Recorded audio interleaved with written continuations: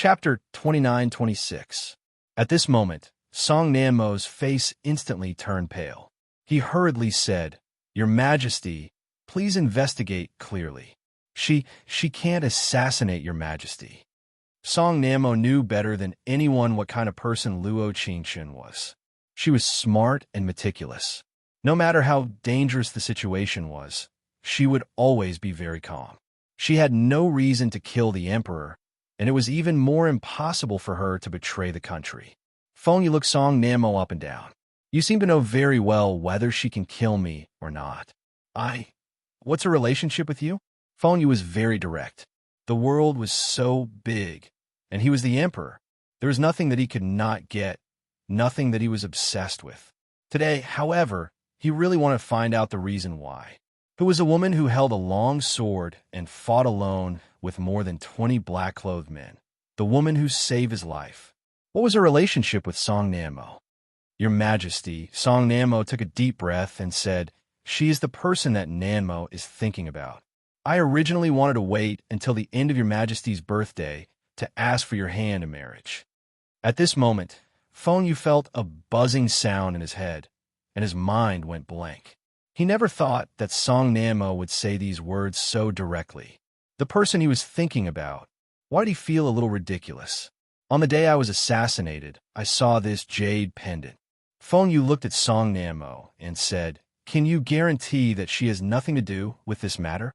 "Your Majesty." Song Nanmo gritted his teeth and said each word with force. "I dare to guarantee with my life that Qingchun has nothing to do with this matter." Qingchun. So that was her name. Song Nanmo called her by her maiden name. It seemed that the two of them had a good relationship. "I understand. You can go back first." "Your Majesty." Feng Yu did not speak anymore. Eunuch Du, who was standing at the side, gave him a look and shook his head gently. The eunuchs beside the emperor were the best at guessing the emperor's thoughts. Since there were some words that the emperor did not want to hear, then there was no need to say them. "I will take my leave." At the same time, Yixian Palace. Consort Rose summoned Luo Qingchen and told her what happened tonight. This consort knows that Nanmo has already given the jade pendant to you. Consort Rose sighed softly and said, "He is a very stubborn person. Once he likes someone, he will definitely not change his mind easily. He told me that no matter what happens in the future, he will not have multiple wives. He has a pure heart and few desires, taking only one ladle out of 3,000. Nyang. Luo Qingchen lowered her eyes slightly and said, "This servant knows that her status is not good enough for Lord Song." Luo Qingchen expressed that she knew her place. What was Song Nanmo's status? What was her status? She naturally understood that the two families were not well matched. Although it was not difficult for her to have anything she wanted, she still had to accept the identity given to her by this plain system. Some things had to be done step by step. Perhaps only then could one see the scenery along the way. "It's not like that." Consort Rose shook her head and said, "Actually, that silly child has already told me about the matter between you and him. Status is given by people. As long as this consort asks His Majesty to give you a better status, it won't be difficult. Even if you can't reach the upper 3 banners, you can still reach the middle 3 banners." Consort Ro. Chapter 29-27. Imperial concubine Ro's words were very tactful, but she understood. Nyang. Luo Qingchen took a deep breath and said, "Qingchen has indeed seen the emperor.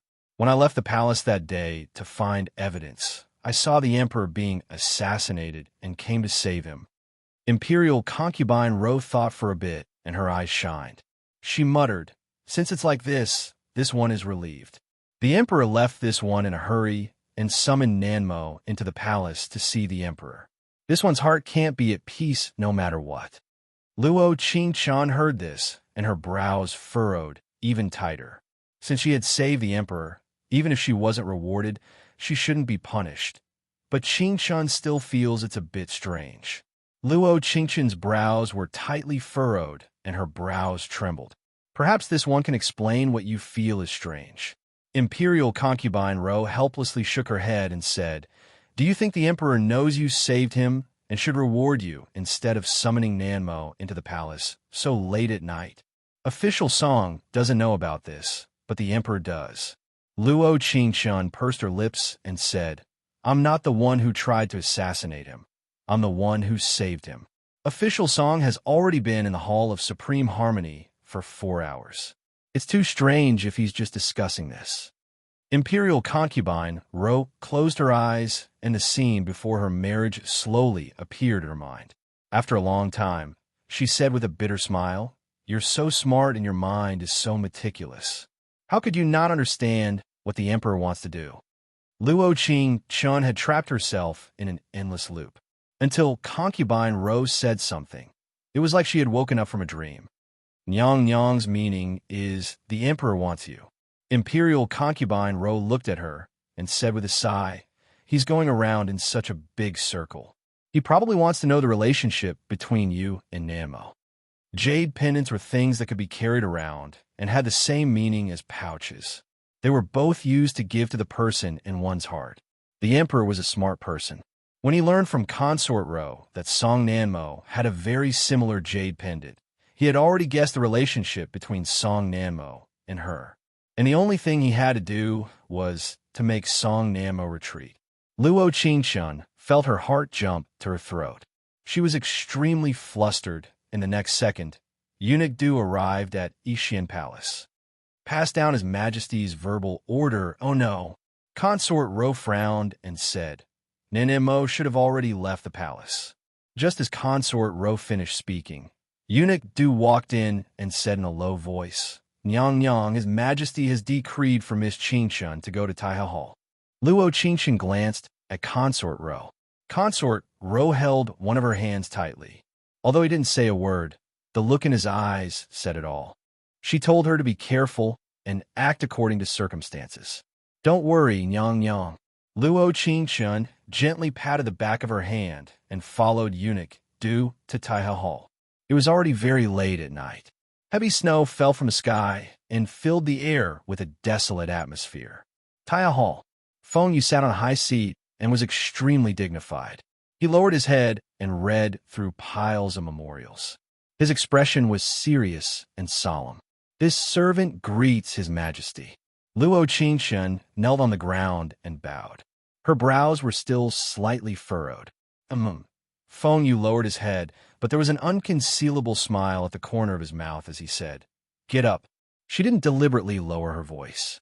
It was the same voice as the day they first met. Chapter 29-28.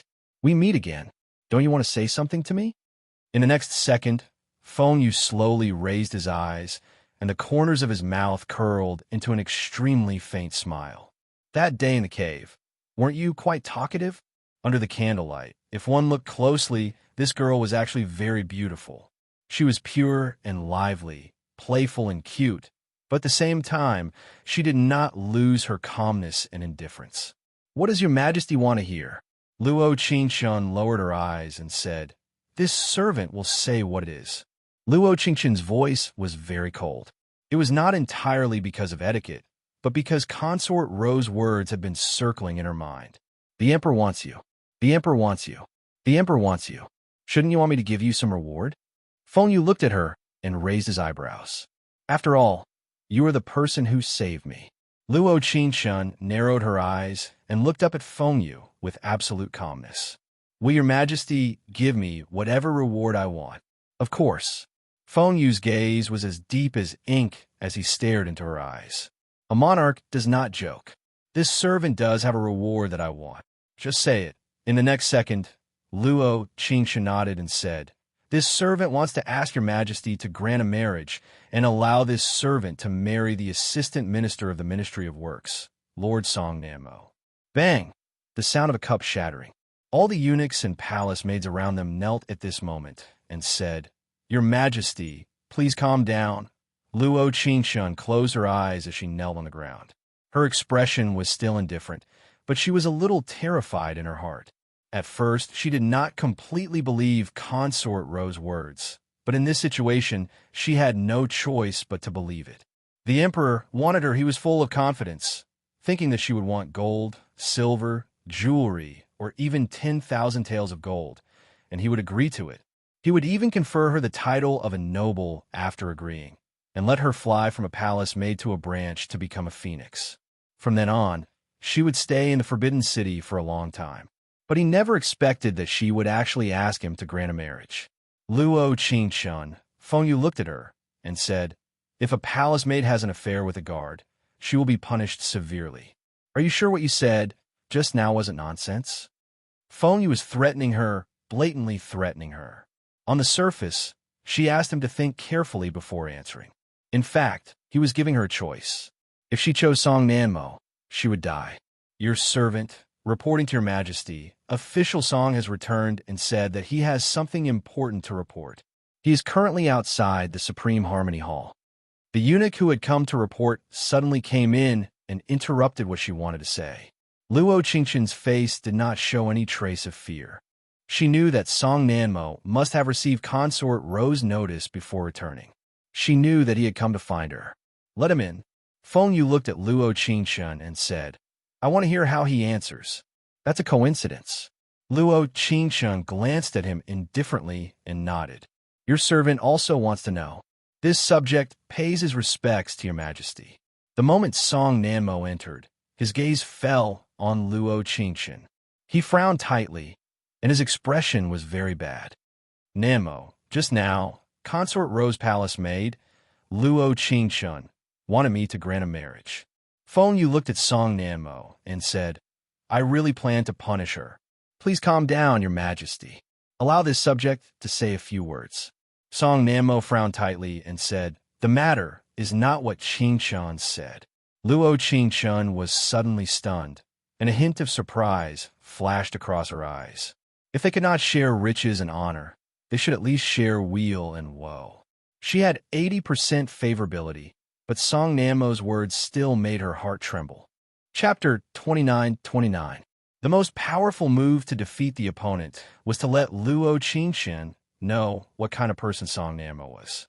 He was about to become the Minister of Works, and his future was boring.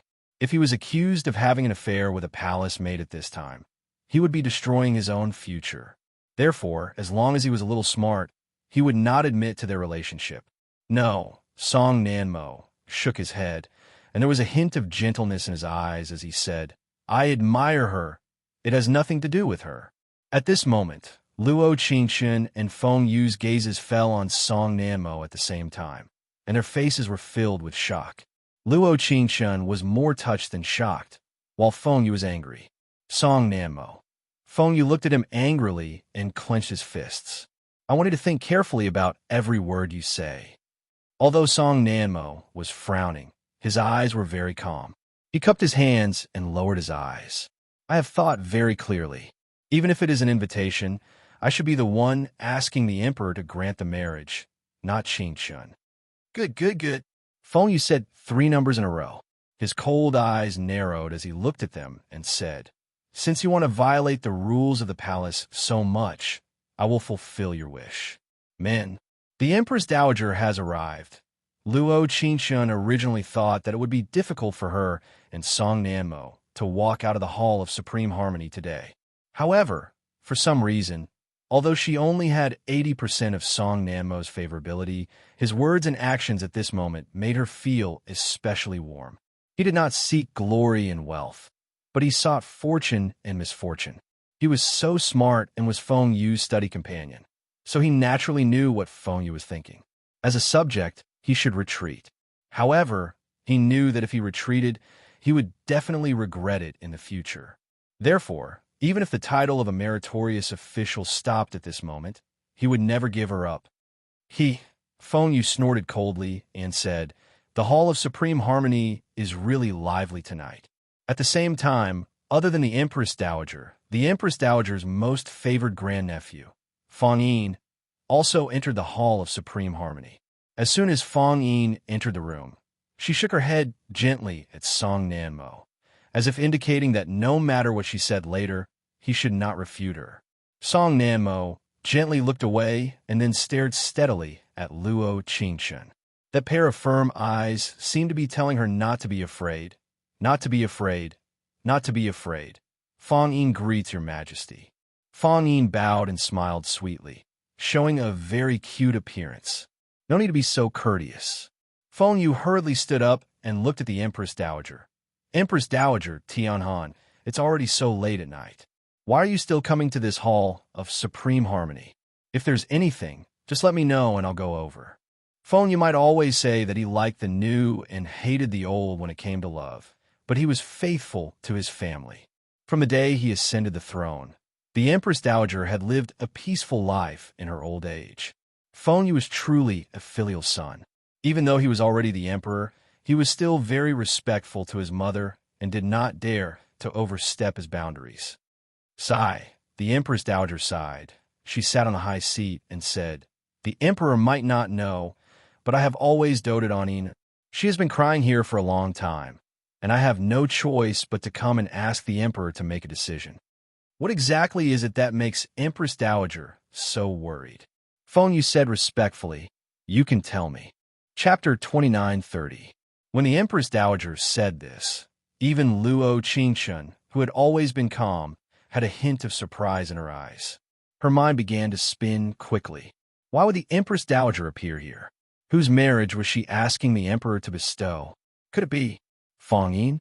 This answer sounded ridiculous, but after eliminating all the impossibilities, there was only one possibility left. Feng Yin went to Yixian Palace to visit Imperial Concubine Ro at night. Imperial Concubine Ro knew that this matter would probably get out of hand, so she could only tell Feng Yin about it and think of a way to get the Empress Dowager to help. If the Empress Dowager asked Feng Yu to bestow marriage to Song Namo and Feng Yin, both of them might be able to survive. Empress Dowager, who are you planning to bestow marriage to? Feng Yu seemed to have understood something, and there was an unconcealable smile on the corner of his mouth. He was a smart person, so how could he not understand? The emperor also knows that I have doted on this child since she was young. The late emperor did not leave behind any princesses for me, and the only princess was wandering among the commoners. Sai, let's not talk about it. The Empress Dowager glanced at Feng Yin and said with a kind smile, "Ina can be considered half a princess. Now that she has reached the age of marriage, she told me about her sweetheart." Feng Yu raised his eyebrows and asked despite knowing the answer, "Who is Princess Yin's sweetheart?"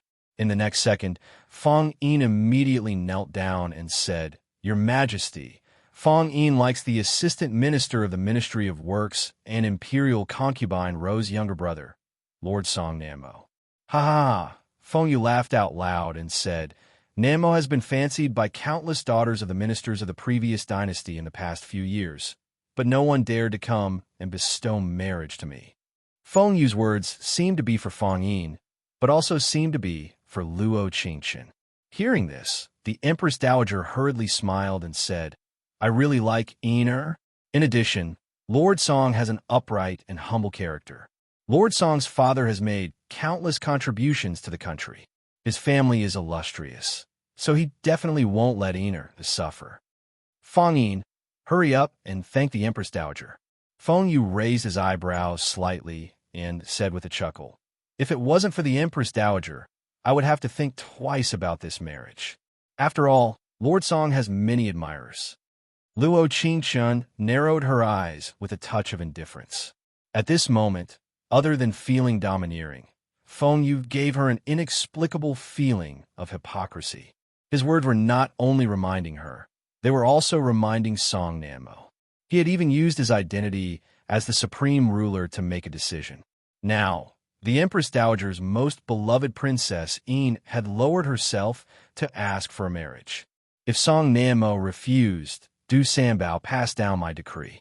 Assistant Minister of Works, Song Namo, is to bestow upon Princess Tong Yin. Before the word marriage could be heard, Song Namo knelt on the ground. His cold voice spread throughout the entire hall of supreme harmony like water. This subject is unwilling. He was unwilling to do so, even if he had to die. Ever since he was young, whether at home or in the imperial court, whether it was his relatives or friends, they all said that he was humble, upright, tolerant, outstanding, and talented. But he knew that he was actually a selfish person. However, all these years, his life had not experienced any ups and downs. There was nothing that he was obsessed with, and no one that he was obsessed with. But now, this person had appeared. By giving away the jade pendant, he had shown his sincerity. Even if he were to die, he would not let go. Chapter 29:31. He had already given Song Nanmo enough face. He had to know that no one could compete with him for the woman he liked. Everyone he liked had to love him deeply. This was a monarch, this was a king. Now, even the Empress Dowager had come out to give him a way out, but this Song Nanmo was still so stubborn. Emperor, don't be angry first. The Empress Dowager turned her head and looked at Song Nanmo, asking, why is Lord Song unwilling to accept Iner? According to Iner's status, she should be worthy of Lord Song. Replying to the Empress Dowager, Song Nanmo was still very calm. He lowered his tone and said, it's not because Princess In is not good, but because Nanmo already has someone else in his heart. It's very normal for a man to have 3 wives and 4 concubines. The Empress Dowager looked at him and said, although Iner is a princess, it doesn't mean that she will stop you from taking a concubine. Do you understand? I understand. Song Nanmo took a deep breath and said, Princess In is smart and smart. It's not that I'm worried that Princess In won't let me take a concubine. Then why? The Empress Dowager's eyes were filled with doubt. She naturally knew that the Emperor was very angry, but in fact, she did not completely understand why the Emperor was angry. Song Nanmo slowly raised his eyes, and his gaze fell on Luo Qingshun. He said softly, I only need 1 wife. Perhaps if Luo Qingshun did not appear today, Princess In would ask the Emperor to bestow a marriage. He would accept the marriage like a central official. Then, he would have 3 wives and 4 concubines and a group of children. But when he met someone, he was willing to draw a circle on the ground for her and isolate himself from everything else. He only wanted the lamp to accompany him, and she to be by his side. Song Nanmo, Feng Yu looked at him and said, men, drag him away and beat him 200 times until he knows his mistake. I thank your majesty for not bestowing a marriage. Song Nanmo kowtowed heavily. In the end, his gaze still fell on Luo Qingshun. It was a gaze that said, don't worry, what a war man. At this moment, her eyes unconsciously turned red. He was like the eternal protagonist in a story. No matter what the situation, he was always so dazzling. But at this moment, Luo Qingshun felt that she did not know what she was doing. What should she do? What could she do? This was the imperial palace. Even if he used his special ability, it was impossible to change the entire situation. Even a deity wouldn't be able to survive 200 strikes. Your Majesty. Luo Qingshun immediately kneels and says, this servant is willing to be punished together with official song. Her voice was neither soft nor loud, but everyone in the Hall of Supreme Harmony heard it clearly. The Empress Dowager instantly understood what was going on. Fang Yin's eyes were filled with a complicated light. She was jealous of Luo Qingshun and didn't even want her to live in this world. Even if she was slightly inferior to her in terms of beauty, but in terms of identity and status, she couldn't even compare to her pinky finger. What right did she have to fight with her for Song Nanmo? But at this moment, she was worried about Song Nanmo's safety. It was impossible for Song Nanmo to survive 200 strikes. The Emperor was waiting. He was waiting for Song Nanmo to beg him. He was waiting for him to say the words give up on Luo Qingshun. Originally, she didn't know that if Consort Ro hadn't said that the Emperor might have taken a fancy to Luo Qingshun, she wouldn't have thought that a lowly palace maid could be doted on by the 2 most outstanding men in the entire Forbidden City. Chapter 29:32. Naturally, he wasn't willing to let her be punished, but he wanted to let her know. The ruler was the ruler, and the minister was the minister. No matter how much they liked each other, the things he liked would always belong to him. Pung, pung, pung. Once, twice, thrice. The planks fell heavily on Song Nanmo's body, but he didn't make a single sound as he just looked at her with a faint gaze. Luo Qingshun was held back by the 2 eunuchs. She softly bit her lips as her eyes turned red. I've never wanted to take back the jade pendant. Song Nanmo, there are many things that I didn't have time to say. I'm filled with regret now that I think about it. His voice was trembling a bit, and there were bloodstains on his dark blue clothes. It was very painful, but he still forced himself to hold on, not saying a single word of pain. 200 planks. You're taking it this easily? Luo Qingshun pursed her lips and said in a choked voice, "You clearly have many choices." No. His eyes were firm as he pursed his trembling lips and said, "My only choice is you." Ding. Affection has increased by 10. Mission completion rate is now 90%. Perhaps it was at this moment that he finally saw through his own heart. It turned out that he could also give up everything for one person. He never thought that there would be a day like this, but he was filled with pain and happiness. "I won't let you die." Luo Qingshun gritted her teeth. Her hands used strength as she broke free from the eunuch's restraints. Her gaze was eerie and carried a trace of extreme coldness as it swept across everyone present. Two of the eunuchs who were carrying out the punishment saw the look in her eyes and were immediately intimidated. They even forgot to give her a beating. Qingshun. After that, Song Namo grabbed her wrist and said, don't go, beg him." "I won't beg him." Luo Qingshun coldly looked up and said, "But I can threaten him." As soon as her voice fell, Luo Qingshun jumped out and knocked down the two eunuchs. A group of guards surrounded them. Luo Qingshun picked up the sword on the ground and stood beside Song Nanmo as her eyes turned ice cold. "Luo Qingshun, are you crazy?" Hearing this, Feng Yu rushed out of the Hall of Supreme Harmony. He looked at her angrily and said, "Could it be that you want to kill the emperor?" "Ah!" The Empress Dowager screamed in fright. Feng Yin hurriedly stood in front of her and said, "Protect the Empress Dowager! Protect the Empress Dowager!" Luo Qingshun looked at Feng Yu indifferently and said, "Your Majesty, do you think I don't dare? I think you're crazy." Feng Yu snorted coldly and said, "What kind of place is this forbidden city? No matter how high your martial arts are, you can't do anything." "Your Majesty is right." Luo Qingshun glanced at Song Namo. She took a deep breath and said, "Lord Song is a court official. It's normal for him to have such thoughts. If he doesn't want to marry Princess Yin, your Majesty is benevolent and naturally cannot force him." "What are you trying to say?" "I won't marry him." Luo Qingshun looked up and said, "If your Majesty thinks that this won't work, then I'd rather die here with Lord Song today." Then in the eyes of the world, it would be the emperor casually appointing a marriage, and the officials would be sentenced to death if they were unwilling. This is the act of an incapable ruler. Ding! Affection has increased by 10. Mission completion rate is now 100%. For the first time, she could live and die with him. This feeling seemed to be quite good. Feng Yu clenched his fists and looked at her angrily. But the Empress Dowager was still in the Hall of Supreme Harmony.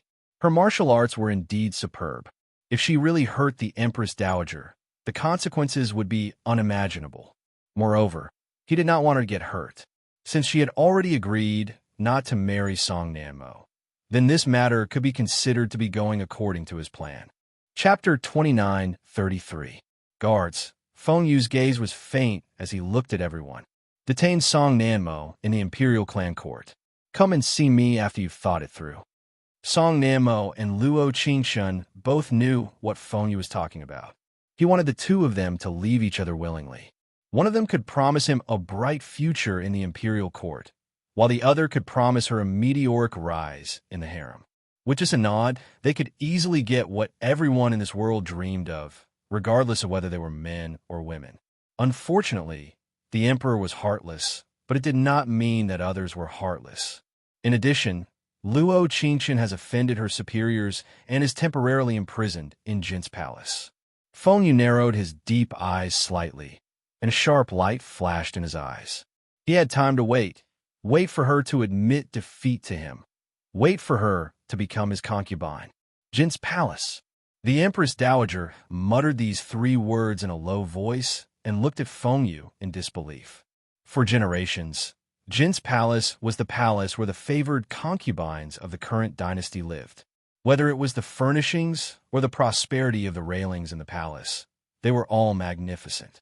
What was the background of this palace that made the emperor do unexpected things time and time again? "This servant begs your majesty to let this servant return to Yixin Palace and pack my things." Now that they had reached a dead end, They could not implicate Consort Ro anymore. It doesn't matter if it's approved. Feng Yu looked at her clear eyes and said, I hope that the next time you beg me, it will be for something else. Luo Qingshun slowly raised her eyes, and a cold look flashed across her eyes. She suddenly felt endless regret in her heart. If she had not saved him under Qingdang Temple, perhaps she and Song Nanmo would not have ended up in such a state. Yes, Yixin Palace. Consort Ro grabbed her hand tightly, and tears fell uncontrollably.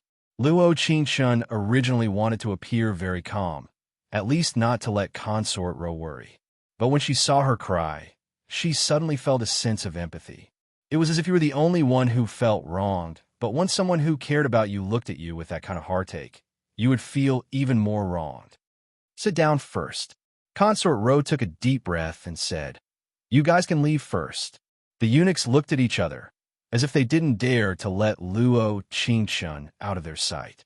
After all, they had been by the emperor's side for so many years, so they naturally knew what kind of position this woman called Luo Qingshun had in the emperor's heart. Do you really think that this consort would do something so disgraceful? Consort Ro looked fiercely at the eunuchs in front of her and said, My Song clan has worked so hard to have everything we have today. I still want my head. Yes, Your Highness Consort Ro. This was the first time the eunuchs had seen Consort Ro so angry. But they only saw her anger, not her loneliness and sadness. When Song Nanru was in her boudoir, what she looked forward to the most was a love that would accompany her through life and death. She had met him, but she had not been able to fulfill her promise. Nyang Nyang. Luo Qingshun pursed her lips and said in a choked voice, It's my fault. I've harmed official Song. No, it's not your fault. Consort Ro gently shook her head and said, Perhaps this is the fate of us two siblings. In the end, we will not be able to be with the person we love. Nyang Nyang's words. What? What do you mean? Chapter 29:34. When Song Nanru met Qi Hung, she was only 15 years old. She was in the prime of her life. Qi Hung was elegant and graceful. His 9 senses made Song Nanru fall for his talent. Some people could live their entire life with a single glance. The moment she saw Qi Hung, she knew that he was the one she belonged to. It was a pity that the Song family was such a prestigious family. How could great General Song let his daughter marry a scholar? That was something he could not agree to.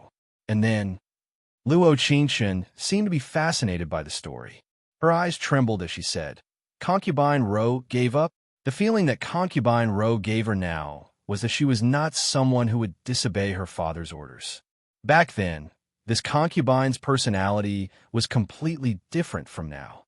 Concubine Ro thought for a bit and said, Nanmo's personality was probably this concubine's from back then, for her own happiness. So what if she didn't care about her life? For the rest of the story, Concubine Ro was crying as she spoke.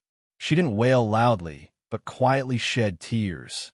When General Song found out that his daughter had fallen in love with a scholar, he was furious. He told Qi Hung directly that if he wanted to marry his daughter, he had to gallop on the battlefield, achieve military merits, and make a name for himself. He definitely did not want a weak scholar to be his son-in-law. After Qi Hung heard this, he decided to go to the battlefield. He had to stand at a height that great General Song was satisfied with to give her happiness. It was a pity that the heavens did not follow people's wishes. He did not return with a great victory, but went missing on the battlefield. Amma told this concubine that he had become a captive of Gao Saigu. Concubine Ro shook her head and said, I did not believe it. I would rather die than believe it. He must have worked very hard to win. Otherwise, even if he died, he would not have become a captive. Gao Saigu was the richest country other than the Celestial Empire. They were at odds with the Celestial Empire for many years and were constantly at war. So it's like this. Luo Qingshun sighed and said, Then Concubine Ro entered the palace and became the emperor's concubine. Concubine Ro never gave away the jade pendant like Nan Mo, that is for the person you love the most. Consort Ro laughed foolishly and said, It is already impossible for this consort to obtain happiness in this life, but this consort's younger brother and I have the same fate. No, Luo Qingqian shook her head. Song Namo and I will work hard to be happy. Difficult. Consort Rose sighed deeply.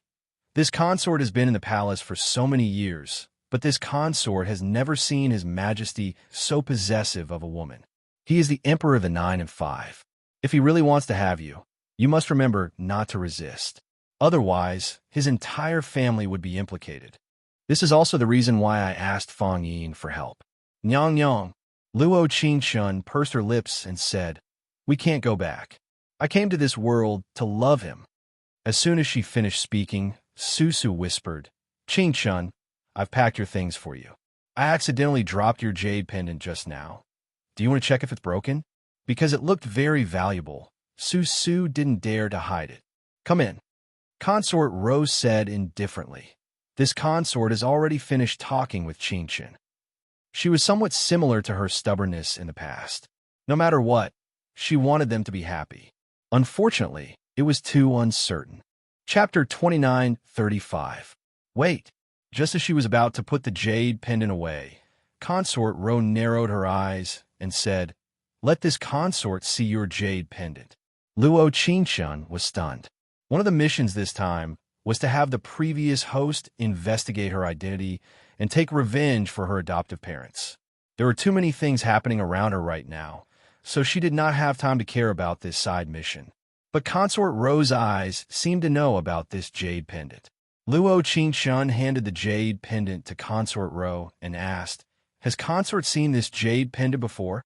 Consort Ro carefully looked at the jade pendant, and her fingers suddenly trembled as she said, Where did you get this jade pendant? My mother left it to me. Luo Qingqian replied without hiding anything. She said that with this jade pendant, I can find Qingqian's father. What? Consort Ro said in shock. Your mother really said that to you? Yes. Luo Qingqian's eyes trembled as she said, Looking at Consort's expression, you must know who the owner of this jade pendant is. This jade pendant belongs to the imperial family. Consort Ro said with a frown, and it belongs to the previous emperor. Previous emperor? Luo Qingqian was stunned for a moment. Her mind quickly began to piece together the possibilities of her identity. Yes. Consort Ro nodded and said, It belongs to the previous emperor. You and Nanmo might still have a chance. Luo Qingqian's eyes trembled. Naturally, she could tell what Consort Ro meant from her eyes. Qingqian, Consort, what are you talking about? Su scratched her head with a puzzled expression. Consort Ro looked at Su and said, Tell the guards that this consort is going to Ci Ning Palace. Consort, it's already so late, and the Empress Dowager has just returned from the Supreme Harmony Hall. Luo Qingqian took a deep breath and said, We'll wait for tomorrow. No. Consort Ro shook her head and said, We can't wait. If you go to Jin's palace, although you haven't been conferred a title, everyone in the palace knows what Jin's palace means. Whether you serve him or not, you are already the emperor's concubine. Yang Yang. This consort also wants to fight for this consort's pitiful younger brother. Consort Ro raised an eyebrow and said, I hope that we can win this time. Palace of compassionate and peaceful. The Empress Dowager could not fall asleep for a long time because of what had happened in the Hall of Supreme Harmony. Fang Yin had been serving her the whole time, and her face did not look good. Don't be too sad. The Empress Dowager looked at her and said, There are so many talented people in the previous dynasty. Song Namo is not one of them. But just likes her. Fang Yin pouted and said, In any case, it's impossible for that palace maid and Lord Song to be together. Still has a chance. Why are you so stubborn? The Empress Dowager looked at her and said, Stubborn women can't get happiness. Reporting to the Empress Dowager, Consort Ro requests an audience. The old mama walked in and said, This servant originally wanted to refuse, but after tonight's matter in the Hall of Supreme Harmony, this servant knows that the Empress Dowager has been unable to get over this hurdle in her heart. Consort Ro has also brought that little palace maid. Hearing this, the Empress Dowager said unhappily, Why did you bring her here? Don't you think our is embarrassed enough? This servant also thinks the same, but what? But Consort Ro said that she has something important to report to the Empress Dowager. It's about the previous emperor. Chapter 29:36. Yes, Empress Dowager. Luo Qingshan followed Consort Ro to the main hall of the Palace of Peace and Tranquility. The Empress Dowager was sitting on the high seat while Feng Yin was standing to the side. This concubine greets the Empress Dowager. For disturbing the Empress Dowager in the middle of the night, this concubine asked for the Empress Dowager's forgiveness. Consort Ro was very calm, and there was no panic in her words. No need for formalities. The Empress Dowager's voice was cold as she said, "Why has Consort Ro come to my palace of peace and tranquility so late at night? This concubine has something important to tell the Empress Dowager." This concubine asked the Empress Dowager to dismiss your attendance. Consort Ro glanced at Feng Yin with a cold expression. Feng Yin was stunned. Just as she was about to say something, the Empress Dowager spoke for her first. Yin is one of Aijiao's people. Naturally, there is no need for her to leave. The next second, the Empress Dowager's gaze landed on Luo Qingshan as she said, "As for the palace maid beside you, since Consort Ro wants to say something important, it is more reasonable for her to leave." Replying to the Empress Dowager, Consort Ro slightly raised her eyebrows and said, "Logically speaking, this concubine's palace maid should leave, but this matter is related to her, so she cannot leave." Then, it does not need to, Empress Dowager. Consort Ro instantly interrupted the Empress Dowager and said while kneeling, "Empress Dowager should understand the meaning of this concubine's words after seeing this jade pendant." Present it. Yes, Empress Dowager. Mama Wang took the jade pendant from Consort Ro's hand and presented it to the Empress Dowager. The moment the Empress Dowager saw the jade pendant, her expression greatly changed. "This jade pendant, Consort Ro, where did you get this jade pendant?" The Empress Dowager's tone changed. It became uneasy and agitated. "Empress Dowager, please dismiss your attendance." Consort Ro still insisted, but this time, the Empress Dowager immediately responded. "Consort Ro, what is it that you cannot let all of you leave?" Before Feng Yin finished speaking, she was interrupted by the Empress Dowager. Her kind eyes became fierce as she looked at everyone. "Without Aijia's orders, no one is allowed to enter." Yes, Mama Wang immediately gave Feng Yin's eyes, indicating for her to stop speaking. Feng Yin felt like she was being ridden on top of her head, but she couldn't say anything. She could only stomp her feet and walk past Luo Qingshan angrily. "You can tell me now." The Empress Dowager's tone was very anxious. She really wanted to know if what Consort Ro said was the same as what she was thinking. Let Qingshan talk to the Empress Dowager about this. Concubine Ro looked at Luo Qingshan and said, "Tell the Empress what you said to this one," not missing a single word. Luo Qingshan lowered her eyes and said indifferently, "Empress Dowager, there is no story. This jade pendant was left behind by my mother. She told me that if I took this jade pendant to the Forbidden City, I would have a chance to find my father." Bang! At this moment, the cup next to the Empress Dowager's hand fell to the ground, spilling tea all over the floor. Mama Wang said worriedly, "Empress Dowager, don't come in." The Empress Dowager roared. Then she immediately lowered her voice and looked at Luo Qingshan. "What year were you born?" "Year Ehai, March 20th. Luo Qingshan raised her eyebrows slightly. "Midnight." Chapter 29:37. Luo Qingshan stilled for a moment. She suddenly felt that this atmosphere made her feel a bit fearful and uneasy. It was probably because the Empress Dowager's mood had changed too quickly, or because the rain outside the window was too loud, causing people to feel fear. "Child, come here and let Aijia see." The Empress Dowager looked at her and waved her hand. Her eyes were filled with kindness. Consort Ro hurriedly said in a low voice, "Quickly go." Luo Qingshan's eyes trembled slightly as she walked in the direction of the Empress Dowager. Her right hand was slightly trembling. It seemed like she was anticipating and excited. Luo Qingshan slowly reached out her hand, and the Empress Dowager immediately grasped it tightly. She carefully examined Luo Qingshan's face and said, "Looking at it like this, you do look a bit like the late emperor. How much do you know about your past? Luo Qingshun shook her head and said, I don't know very well. I only know that my mother had me take this jade pendant to find my father. But even in death, she did not tell me who my father was. Then why did you enter the palace? The Empress Dowager's question was very sharp, but Luo Qingshun understood the urgency of an elder wanting to know the truth. In reality, the Empress Dowager was still very young. She was only in her 30s, but her complexion did not look that good. The late emperor had died of illness in less than 2 years. Other than enjoying endless glory and wealth, there was only loneliness left in her life.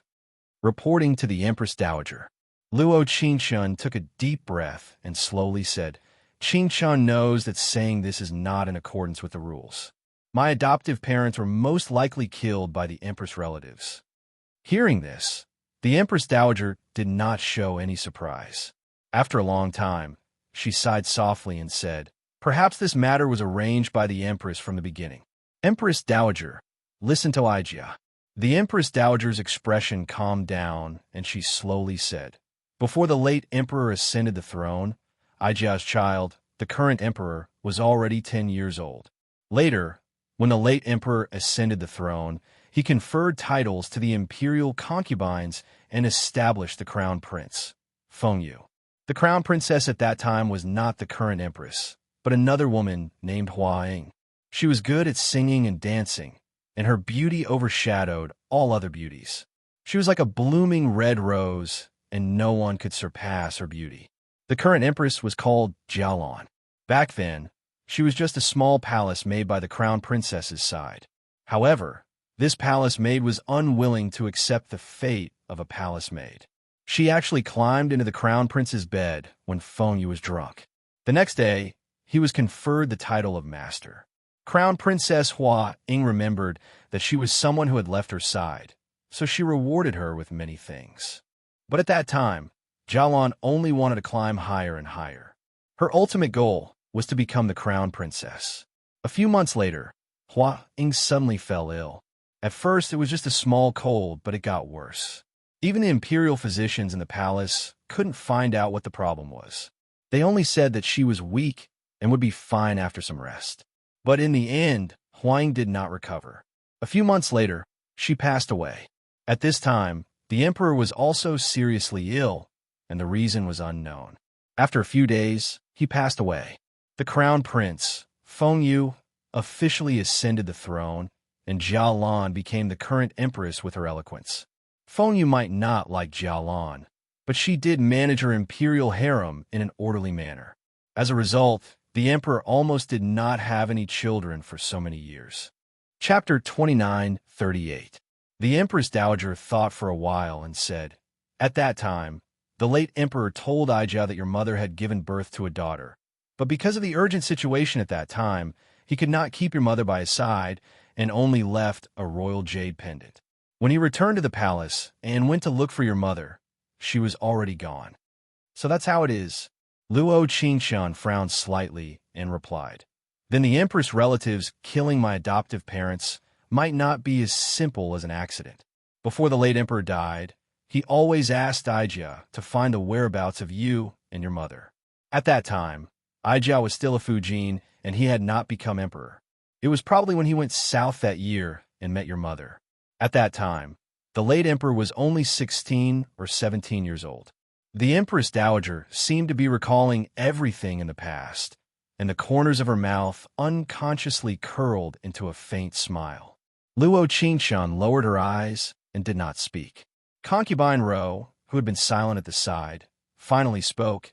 Empress Dowager, this concubine came to find you not only to clarify Qingshun's identity, but also to discuss what happened in the Hall of Supreme Harmony today. This concubine's younger brother is still locked up in the Imperial Clan Court. Qingshun will be going to Jin's palace soon. Ridiculous, the Empress Dowager sighed and said, Qingshun is not my child, but she has the blood of the royal family. I'm afraid that what the emperor wants will never be realized in this lifetime. So, don't worry, Aijia will make the decision for you. The Empress Dowager said, Tonight, Qingshun will stay in the palace of compassionate and peaceful. There's no need to go to Jin's palace. As for Nanmo, Aijiao will personally go to the imperial clan court tomorrow to bring him out. Concubine Ro and Luo Qingshun looked at each other and said at the same time, "Thank you, Empress Dowager." The next morning, Hall of Supreme Harmony. Eunuch Du waited for Feng Yu to get up and told him about Concubine Ro and Luo Qingshun going to the Palace of Compassionate and Peaceful in the middle of the night. Early this morning, the Empress Dowager went to the Imperial Clan Court to bring Song Nanmo to Palace of Compassionate and Peaceful. No one knew what Consort Ro and Luo Qingshun had said to the Empress Dowager in the Palace of Compassionate and Peaceful. They only knew that in one night, the Empress Dowager had steeled her heart to stand on their side. No one could stop her. Bang! The golden basin filled with water was heavily thrown to the ground. Feng Yuxing said angrily, "Why did you only tell us now? Do you not want her dog life anymore?" Du Sanbao was so frightened that he immediately knelt on the ground and said, "Your Majesty, please calm down. Your Majesty, please calm down. This servant did not dare to disturb Your Majesty's rest. Besides the Empress Dowager's imperial decree, this servant does not dare to—" "Why?" Feng Yu frowned and muttered. Why did the Empress Dowager suddenly stand on their side? Ever since he ascended the throne, the Empress Dowager had never done these things, whether it was the court or the harem. She worshipped Buddha sincerely and was not disturbed by the secular world. She also never used the power of the Empress Dowager. This was probably the first time after she became the Empress Dowager that she used her power as the Empress Dowager and did something that even he felt was inconceivable. Arrange a trip to the Palace of Compassionate and Peaceful. Feng Yu raised his eyes, and a cold glint flashed across his eyes. Du Sanbao was stunned for a moment and immediately said, "Your Majesty, aren't you going to court? Since the Empress Dowager has set a precedent for us, then we will return her a precedent." He narrowed his eyes and said, "Immediately have the Imperial Kitchen prepare some of the Empress Dowager's favorite snacks. We will bring them over." "Yes, Your Majesty." After following the Emperor for so many years, Du Sanbao naturally knew that the Emperor was really angry this time. Chapter 29:39. Xianing Palace. In the side hall, Luo Qingshun carefully applied medicine for Song Nanmo. The air was filled with the smell of sandalwood mixed with important herbs. It was a very comfortable feeling. But at this time, Luo Qingshun's eyes unconsciously turned red. "What's wrong?"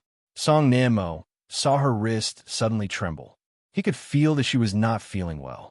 Luo Qingshun shook her head. She raised her head and took a deep breath. "Nothing. I just feel that you are a bit stupid."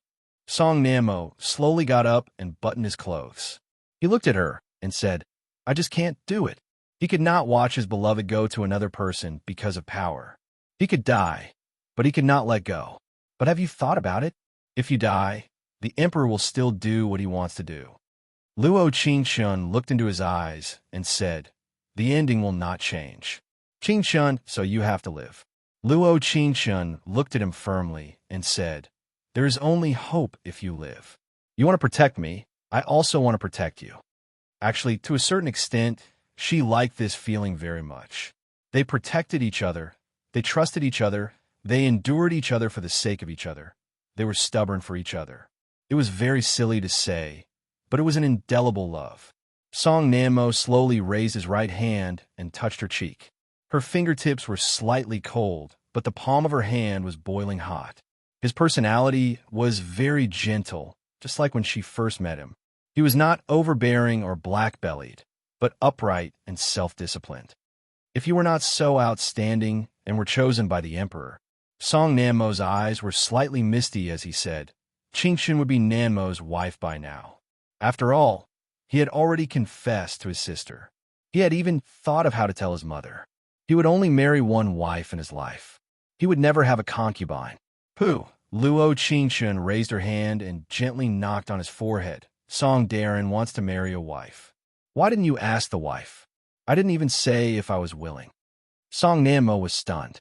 A dark light seemed to flash in his eyes as he asked in disappointment, "You don't want to?" Luo Qingshun pretended to shake her head and then smiled. "I'm willing." Luo Qingshun is willing to marry Song Nanmo. The corners of his mouth curled up slightly, like a beam of light, deep but not ostentatious. In the next second, he slowly approached her, and the air seemed to be filled with an ambiguous atmosphere. Luo Qingshun slowly closed her eyes. Her mind was a little empty, but pink bubbles of anticipation still flashed through her mind. Unbeknownst to her, Song Nanmo quickly kissed her cheek and then quickly sat up straight. Her beautiful face was flushed red, and she looked incomparably shy. Song Nanmo, huh? Luo Qingshun cleared her throat and looked at him with a serious face. Do you know how many palace maids in the palace admire you? No. Song Nanmo gently shook his head and said, I don't walk around the palace often. Even if I walk around, I only go to the imperial study and sisters' Ishian palace. There shouldn't be many palace maids who have seen me. Chapter 2940. Song Nanmo was stunned for a moment. He looked at Luo Qingshun with an expression that said, I don't know anything. I'm sorry, Qingshun, I don't know. Song Nanmo shook his head and said, I don't know much about those things. Then why are you so good at flirting with me? Because I like you, he answered without hesitation, causing a smile to appear on her face that was pretending to be angry. Song Nanmo, oh, Song Nanmo. He was probably a person who did not know how to hide his emotions. Sometimes, she could see through his thoughts at a glance. But everything he did was so warm in her heart. The sunlight after the rain shone through the window with a warm glimmer. They looked at each other and smiled. If only everything could stop at this moment. Miss Qingshun, the emperor is here. Granny Wang knocked on the door gently and said, In the front hall, the Empress Dowager wants you to go over. Probably because of her identity, Granny Wang, who had served the Empress Dowager for many years, actually used the word you to address her. Got it. After Luo Qingshun took a deep breath, her gaze fell on Song Nanmo and said, Wait for me here. I'll go with you. He grabbed her wrist, his eyes full of uneasiness. Luo Qingshun frowned slightly and shook her head. Don't wait for me to come back. In this situation, the Empress Dowager was already on their side, so there shouldn't be too much of a problem. She just hoped that Fengyu wouldn't do anything unexpected. In the front hall, Luo Qingshun had already changed out of her palace-made uniform and put on her master's clothes. Fengyu narrowed his eyes full of confusion. This servant greets the emperor. Luo Qingshun bowed expressionlessly, her eyes indifferent.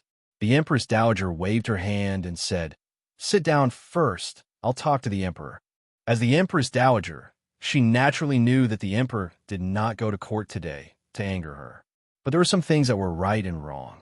Since Luo Qingshun's identity was already clear, it should be made clear.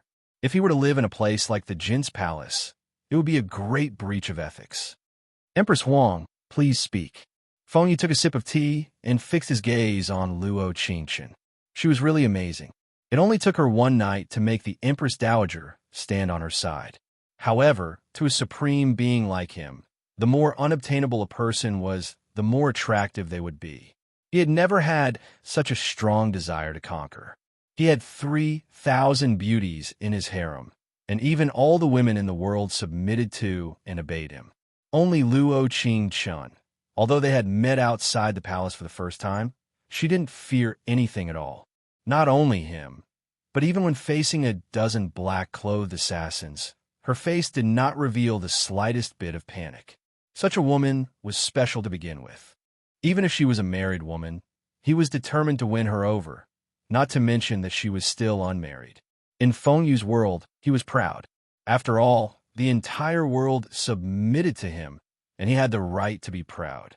However, he had to admit that when he ordered Song Nanmo to be punished, he saw panic in her eyes for the first time. And this panic caused him to feel deeply defeated. And now, he had to completely figure it out. Why did the Empress Dowager, who had never asked about the matters of the harem, protect them? Chapter 2941. What? When Fengyu heard this, fear suddenly appeared in his eyes. He was a smart person, even if he didn't hear the entire story. But after hearing the beginning, he could roughly guess the end. Emperor, please listen to me. The Empress Dowager sighed and said, The late emperor liked that woman very much. He stayed in the south for nearly a year until the child was born. He only left. I know that the emperor will ask why the late emperor didn't bring her back to the residence with him. The Empress Dowager seemed to be answering her own question, because if that woman came back with the late emperor, it would definitely be very difficult for her to survive. After all, the late emperor left behind very few children. The Empress Dowager means that Luo Qingshun is the late emperor's daughter. At this moment, Feng Yu's face was already ashen. Although he was extremely unwilling to face this result, he had no choice but to face it. Logically speaking, the late emperor didn't have a daughter. After Yu ascended the throne, Qingshun should be the eldest princess according to the ceremony. The Empress Dowager looked into Feng Yu's eyes and said, "The eldest princess in name only."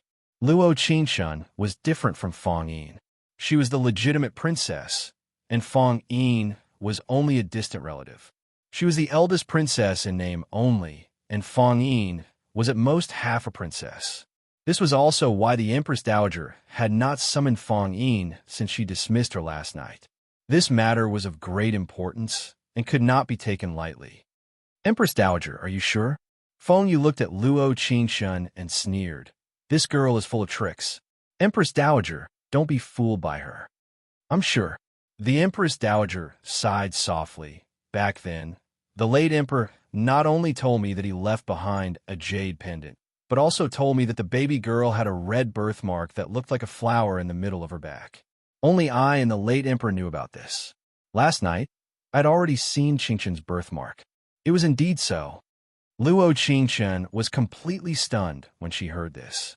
She was indeed a little puzzled at first. Logically speaking, she and Consort Ro had only brought a jade pendant. Even if the Empress Dowager was shocked at first, after calming down, she should have confirmed her identity more rationally. However, Naniwang only asked the palace maids to help her wash up. She didn't ask or do anything else. It seemed that the Empress Dowager had already known about the birthmark when she was washing up last night, and was certain that she was the daughter of the late emperor. Suddenly, she felt that the Empress Dowager was a powerful person. She was not as kind and indifferent as she appeared on the surface. On the contrary, her thoughts were more meticulous than anyone else, and her methods were more powerful than anyone else's. Come to think of it, after all, how could someone who had reached this position not be powerful? Silence, silence, silence. Complete silence. The Empress Dowager did not speak because she was waiting for Feng Yu to speak. Now that she had the upper hand, there was no need to say anything more. Feng Yu was very smart. Since he understood everything, he naturally knew what to do. However, Feng Yu did not speak because it was as if there was a big rock in the depths of his heart. He did not know how to speak. In this way, Luo Qingshun would be his half-sister, and he would never be able to be together with her again. When a kind of frustration reaches a certain limit, people will become crazy. This was especially true for an emperor-level figure like him. If he couldn't get something, he would rather destroy it than let the person who wanted it get what they wanted. Chapter 2942. I'm very gratified that the emperor thinks so. The Empress Dowager nodded and said, "I didn't let the late emperor down. I found his princess who was wandering outside." Feng Yu nodded and said, "I still have memorials to review in the imperial study, so I'll go back first." "Emperor," the Empress Dowager called out to him. "Lord Song Namo and Qingshun, Emperor's mother." Feng Yu directly interrupted the Empress Dowager and said, "Now that Luo Qingshun is already a member of the imperial family, her marriage should be decided by me. Recently, the imperial court is trying to reconcile with Gao Saigua, and I'm still worried that the eldest princess won't get married." At this moment, Luo Qingshun's expression instantly changed, and she stood up. She was about to say something, but she was interrupted by Feng Yu. "Since you think it's so good to be a princess, then I'll do as you wish." Feng Yu snorted coldly, and the corners of his mouth curled into a cold smile. The Empress Dowager was even more stunned, and her hand that was holding the cup trembled slightly. After Feng Yu left, Luo Qingshun took a deep breath and slowly sat back down on her seat. Her fingertips were slightly cold, and she even had the feeling that she was about to finish the last step and fall into the 18th level of hell. "The emperor is forcing Aijia," and also forcing you. The Empress Dowager shook her head weakly and said, I thought that I could protect you, but I didn't expect the Emperor to think of this. Luo Qingchen sneered and said, he's ruthless enough. If he can't get it, he'll destroy it with his own hands. He's really ruthless. At this moment, Feng Yu had never thought that not only was she his savior, but she was also his younger sister. His half-sister from a different mother. How could such a person's heart be so cold? He didn't even have any feelings. Did he deserve love? No, he didn't deserve it. In short, Namo should be fine now. Luo Qingshan closed her eyes and said, this is probably our only good news. How was this good news? In the next second, Song Namo walked over from not far away. His eyes were red and his face was filled with pain. He looked at her with heartache and said, I'll go and beg the Emperor. He can't marry you to Gao Saigua. Absolutely not. The Gao Saigua's military strength is strong. Even a powerful general like you, Ma, won and lost against them. Luo Qingshan narrowed her eyes and said, now that Prince Talu of Gao Saigua has succeeded the throne, Gao Saigua has just made peace with us and sent us thousands of cows and sheep as a gift. The Empress Dowager nodded and said, Qingshan is right. The Emperor has been thinking about returning the gift. However, Feng Yin and the other princesses of the royal family are not worthy of the title. Now, you are the rightful princess royal. But how could he do that? Luo Qingshan bit her lips. Her eyes were red, and she couldn't help but cry. He's too narrow-minded to use such a method to take revenge. Qingshan, the Empress Dowager looked at her and said sternly, you can't say such things again. Aijian knows the anger and injustice in your heart. But he is the Emperor. Since you are the daughter of the late Emperor, your marriage is naturally related to the country. I don't want to. Luo Qingshan's eyebrows trembled slightly and said, what can he do if I don't want to? He can't tie me to the bridal sedan. The Empress Dowager sighed deeply and turned the prayer beads in her hand. Aijia can't understand the Emperor's thoughts now. Chapter 2943. Oral Decree? Didn't he just leave Xianing Palace? How could there be an oral decree so quickly? Let him in. The Empress Dowager waved her hand and said, the Emperor should have his next move. He is Aijia's son. Aijia understands him better than you. Since he was young, he never hesitated when he made a decision. This servant pays respects to the Empress Dowager. Rise. The Empress Dowager raised her hand and said, what oral decree did the Emperor send? In recent years, Gao Saigua and the Celestial Empire have been at war. Now, both countries want to rest well.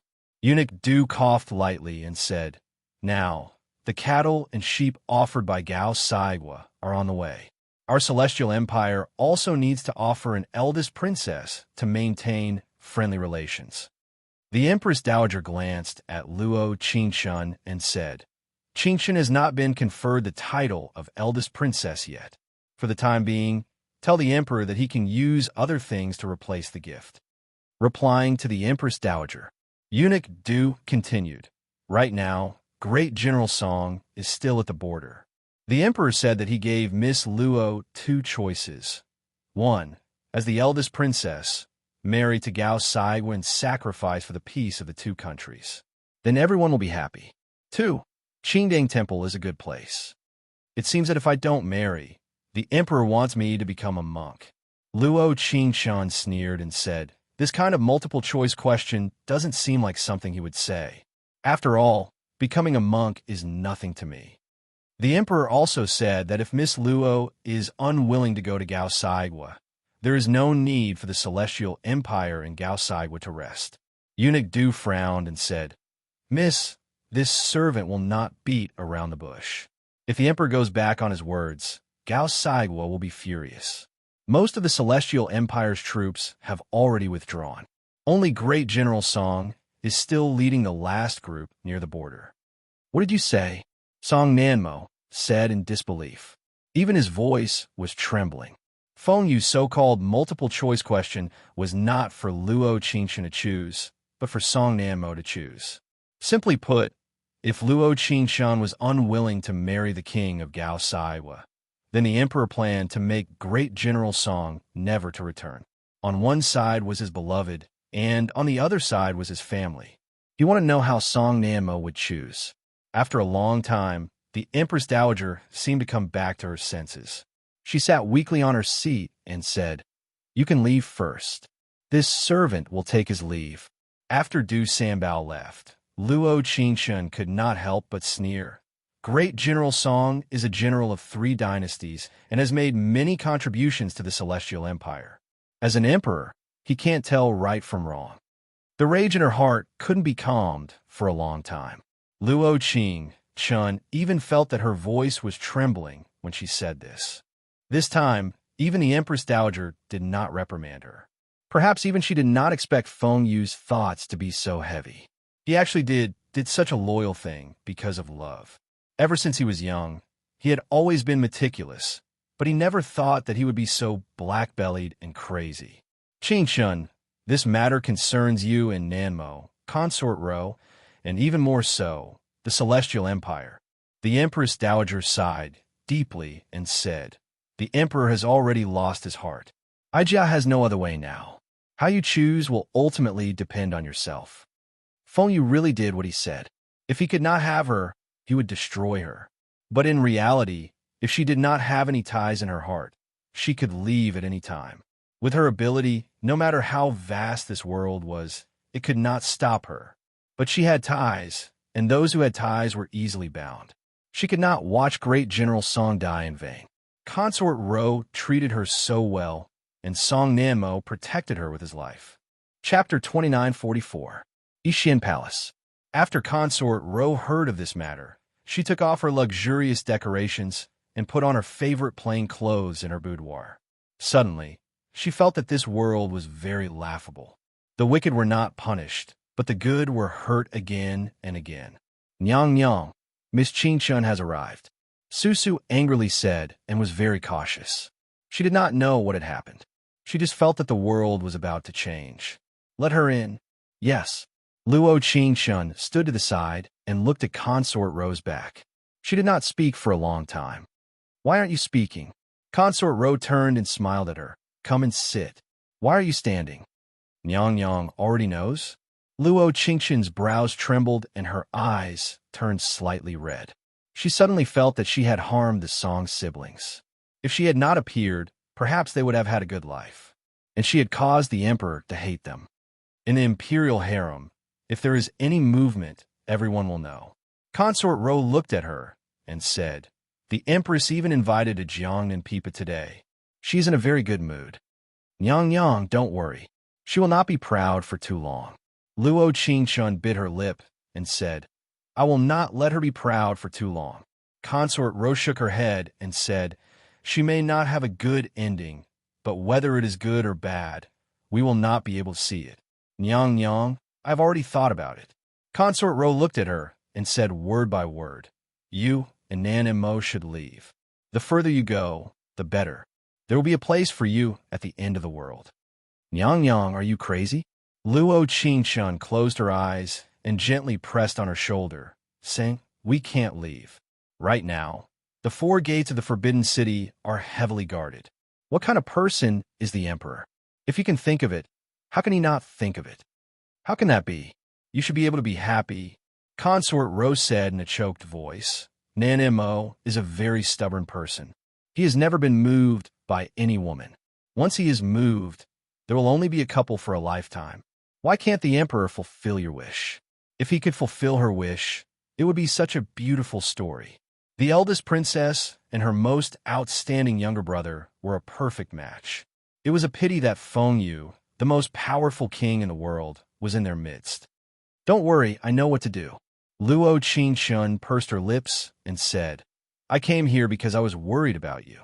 Please don't let your imagination run wild. Right now, Nanmo can only stay in the Palace of Peace and Tranquility. He is a self-disciplined person. This subject will definitely not go against the monarch's wishes." "Qingshun, what do you want to do?"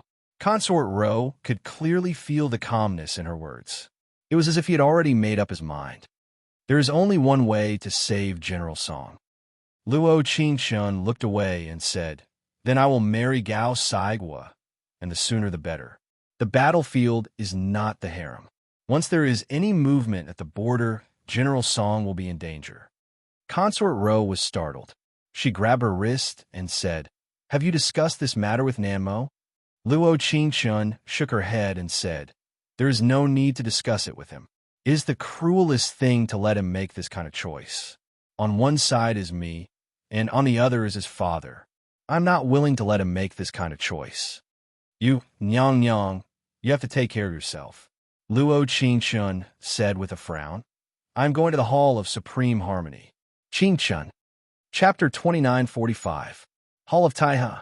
Luo Qingchun knelt in front of the hall for a long time. Feng Yu was still admiring the painting on the table in satisfaction and did not raise his eyes at all. The snow outside the window was silent, and the charcoal in the room was endless. "Isn't it too late for you to come to me and compromise now?" After a long while, Feng Yu raised his eyes slightly, and a faint light flashed in his eyes. With dignity and supreme power, "I'm not here to compromise." Luo Qingchun slowly raised her eyes, and even the word servant was omitted.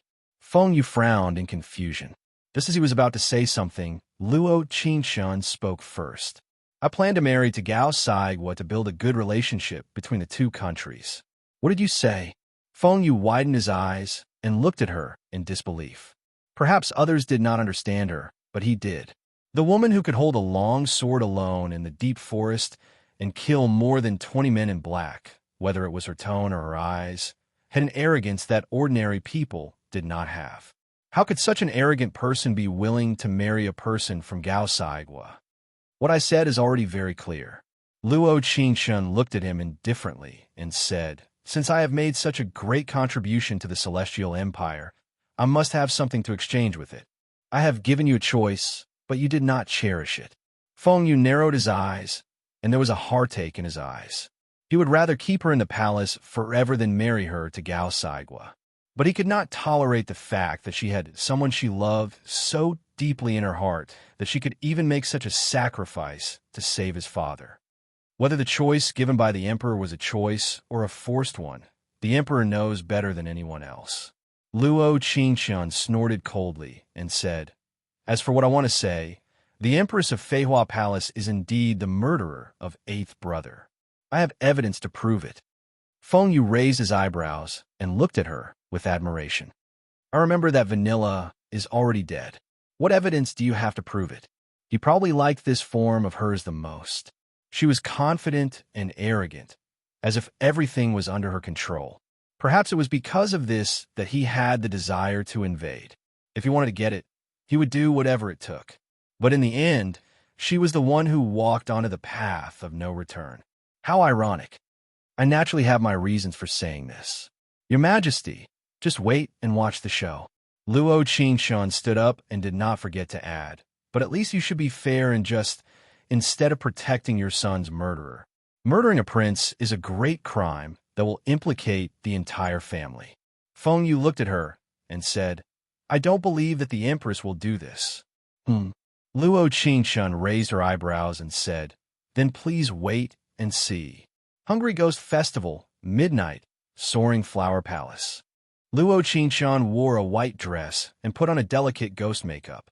Step by step, she walked out the city wall. The guards near the Soaring Flower Palace have all been transferred away, but the people inside don't know at all. Tonight is the Hungry Ghost Festival. The Empress took a sip of ginger tea and said, "It's quite cold." Replying to your highness, "Today is indeed the Hungry Ghost Festival." Qing Lan lit a lamp and said, "If your highness feels cold, you can rest early." "Yes," the Empress replied indifferently. No wonder there was a strange snow at noon. Chapter 2946. However, it made sense. If she was afraid of the gods, she wouldn't have done something as heartless as killing her child. Cough, cough. Luo Qingchun cleared her throat and smiled. "I'm going to destroy you on behalf of the moon god." At this moment, the curtains surrounding the entire Flying Flower Palace were instantly put down, and a cold wind blew into the inner hall. "Ah!" Qing Lan was stunned and said resentfully, "Your Majesty, don't you feel like the light around us has dimmed?" The Empress didn't seem to mind. She took off her beautiful earrings and said, "It's probably because the moon has entered the clouds. What's there to be surprised about?" But Qinglan shuddered and said, "This servant feels cold. I think you're just too. Too what?" Before the Empress could finish her sentence, Luo Qingshan appeared behind her. She was dressed in white and her face was covered in blood. Her figure was reflected in the clear mirror. If the Empress saw this terrifying person in the middle of the night, her heart would probably tremble. "Ah!" Qinglan yelled, "Ghost! There's a ghost! Someone come! Someone come!" Just as she was about to run away, Luo Qingshan suddenly raised her right hand and a wooden table blocked her path. "Who? Who are you? Why? Why are you acting like a ghost?" The Empress clutched her chest and tried to look as calm as possible. She kept telling herself in her heart, "Don't panic, don't panic. Someone must be acting like a ghost." Acting like a ghost? A thick killing intent flashed through Luo Qingshan's eyes. "Do I look like I'm acting like a ghost?" The moment she finished speaking, she quickly appeared in front of the Empress and grabbed her neck with her right hand. "Your Majesty, I'm a scapegoat. Are you good at using it?" She tried her best to lower her voice, and every word she said was sonorous and powerful. You're vanilla?" The Empress widened her eyes and said in horror, "Impossible. Impossible. Vanilla is already dead.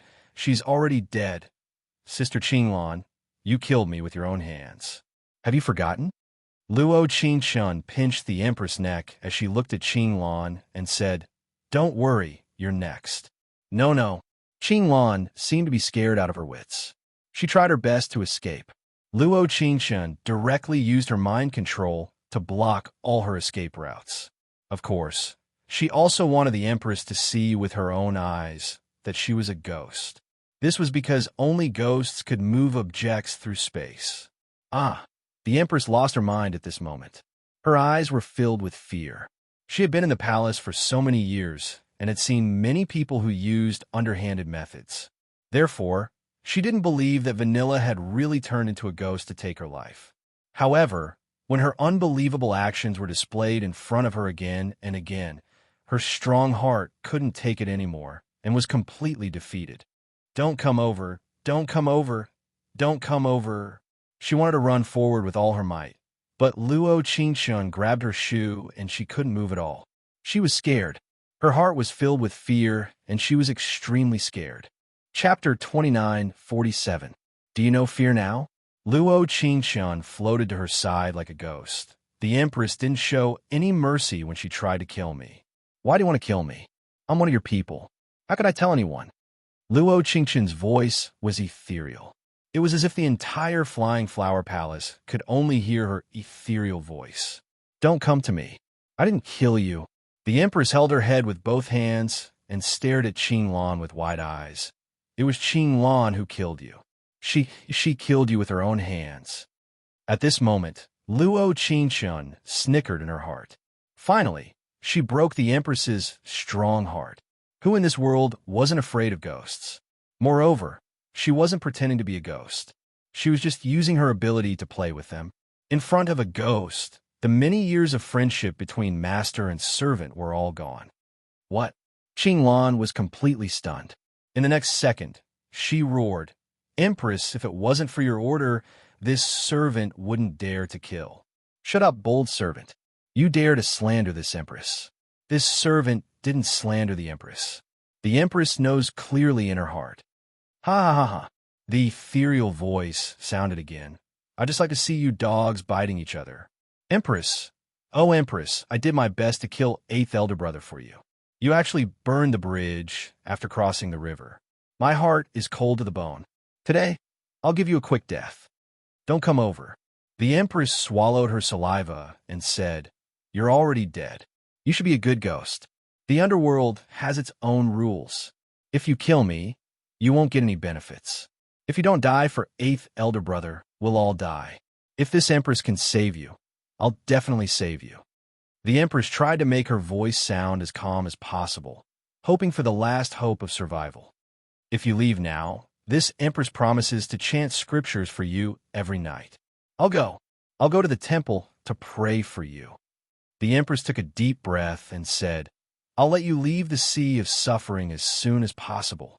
When I came over just now, a child was also going to look for you. Luo Qingchun sneered, really pitiful. Yes, yes, eighth elder brother. The Empress put her hands together and prayed to the sky. I will also pray for eighth elder brother and hope that he can ascend to paradise as soon as possible. This palace swears that I will never harm my son again. This palace. Empress. Luo Qingchun gently called her. There's no chance. You deserve to die. You should die with us. You. The Empress could feel the murderous intent in the other party's heart. Her legs turned to jelly, and she screamed as she crawled. Help! Help! Kill Qinglan first. Kill Qinglan first. In the darkness, she seemed to be hugging a pair of legs wearing golden boots. The surrounding lights slowly lit up. The surroundings were a mess. Susu came in with a basin of water. Luo Qingchun dipped a handkerchief in the water and wiped off the makeup on her face. The Empress seemed to have come back to her senses, but it was too late. Although all the curtains in the inner room of the Flying Flower Palace were put down by Luo Qingchun, there were so many people standing outside the door. Everything was naturally heard clearly. Although they could not see it with their eyes, what they heard with their ears would definitely not be wrong. Empress, you have really disappointed me. Feng Yu strode forward, directly shook off his restraints, and walked towards the high position. Chapter 2948. The words were said by the Empress herself. There are more than just a pair of ears here. Luo Qingchun sneered and said, If you didn't do it, why did you admit it? I. At this moment, the Empress' throat seemed to be burning with a ball of fire. She had too many excuses to say, but she could not say a word. In the next second, she suddenly laughed foolishly and said with a loud laugh, it's me. I killed a lot of people. Eldest brother, second brother, third brother. She casually picked up a flower from the ground. Her hair was messy, and her face was full of smiles. She shook her head and walked to Feng Yu's side. Let me tell you, I killed a lot of people. After I kill them, I'll eat them up. Clean up. The onlookers looked at each other. Eunuch Du immediately walked forward and stood beside Feng Yu to protect him. Your Majesty, I'm afraid that the Empress was too frightened and had a mental problem. I didn't. At this moment, her expression changed instantly from a foolish smile to a terrified one. Her entire face instantly turned pale, and her lips trembled as she said, It wasn't me, it really wasn't me. Listen to me, someone wanted to murder me. She controlled my table and chair. Yes, she also controlled my body. After saying this, she kept laughing, crying, and laughing. It was very scary. Du Sanbao, this servant is here. Pass down the imperial decree. The Empress has gone crazy. From today onwards, she is forbidden from leaving Feihua Palace. In the next second, Feng Yu's gaze fell on Qinglan, who had already fainted. He said softly with his thin lips, Other than this palace maid, all the palace maids can be withdrawn to the Imperial Household Department. The Imperial Household Department will assign a new palace. Yes. As for the Empress, Feng Yu frowned and continued, Without my decree, she will be forbidden from leaving for the rest of her life. No one is allowed to come and see her. Yes. As soon as he finished speaking, he waved his dragon robe lightly, and his gaze fell on Luo Qingchun. He said, Come out with me. Luo Qingchun narrowed her eyes and shifted her gaze away from the Empress. She walked in Feng Yu's direction. Whispers of discussion could be heard around her. Perhaps it was because the night was too quiet, but she could hear every word clearly. The Empress has gone crazy. It's so scary. She was such a dignified person, but after going crazy, she doesn't seem like a human anymore. Miss Qingchun was dressed so horribly just now. If it were me, I would have gone crazy long ago. However, if you look at it as if you didn't do it, if you didn't kill anyone and have a clear conscience, what is there to break down about? That's true, but the Empress is really bold. She even extended her hand to the prince. What are you guys yelling about? Hurry up and deal with it. Du Sanbao cleared his throat and said, Make an inventory of the soaring flower palace's palace maids and send them directly to the imperial household department. Yes, eunuch do. Hearing this, the crowd dispersed. Only the empress stood at her original spot and said in a faint voice, "Jialan respectfully sends off your majesty." As soon as her voice fell, a drop of crystal-clear tears slowly fell from her eyes. Outside the window, it started to snow again. The snow in the middle of July carried an endless chill. Luo Qingshan followed behind Feng Yu and arrived at the pavilion in the imperial garden. Chapter 2949. Beg? Why ask? Even if it was for Song Nanmo, she would not ask for a single word. Just like how Song Nanmo could not resist Feng Yu and accept the 200 paddles. He knew that he could ask and stay out of it. But for her, he did not ask for a single word. I think Gaosai Kingdom is quite good.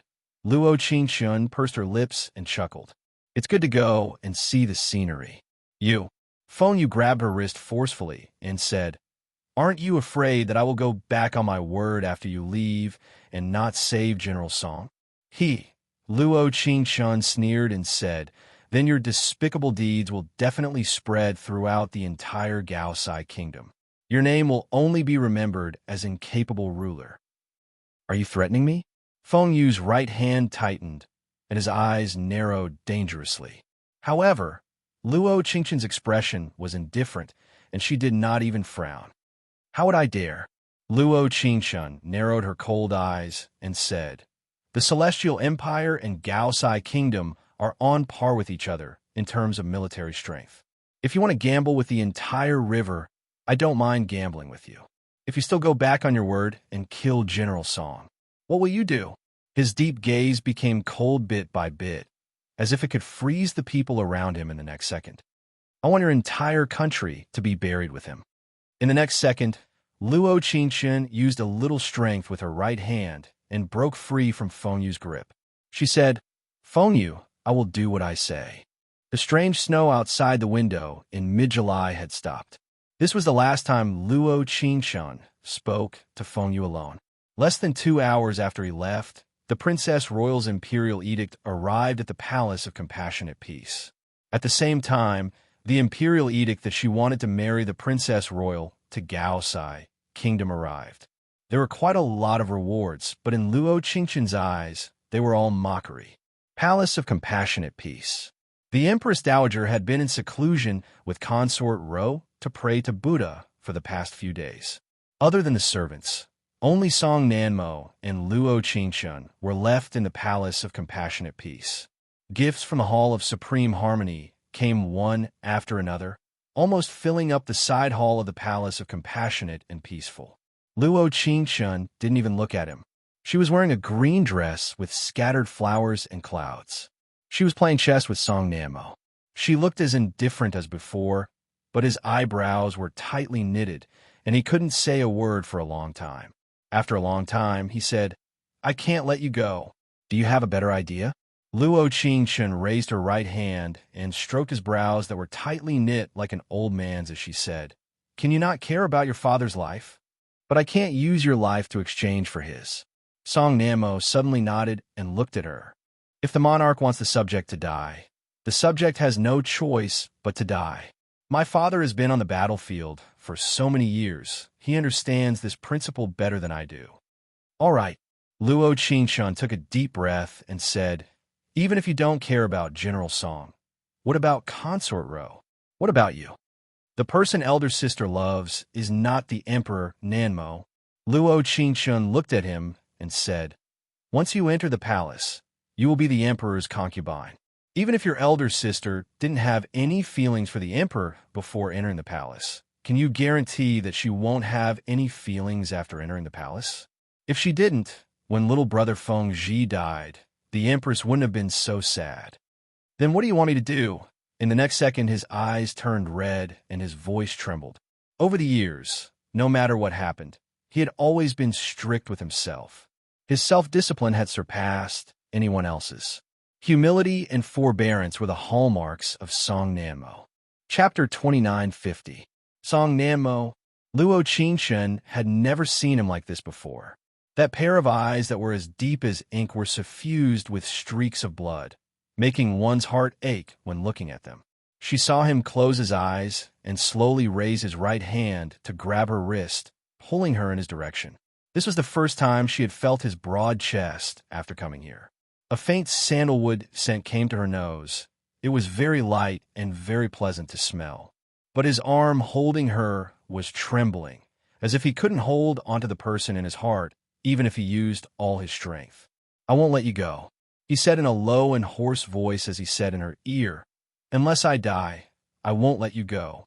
He didn't know what method he could use to keep her, but he knew that he had no way of watching her leave the Forbidden City, going to such a far place to marry another person.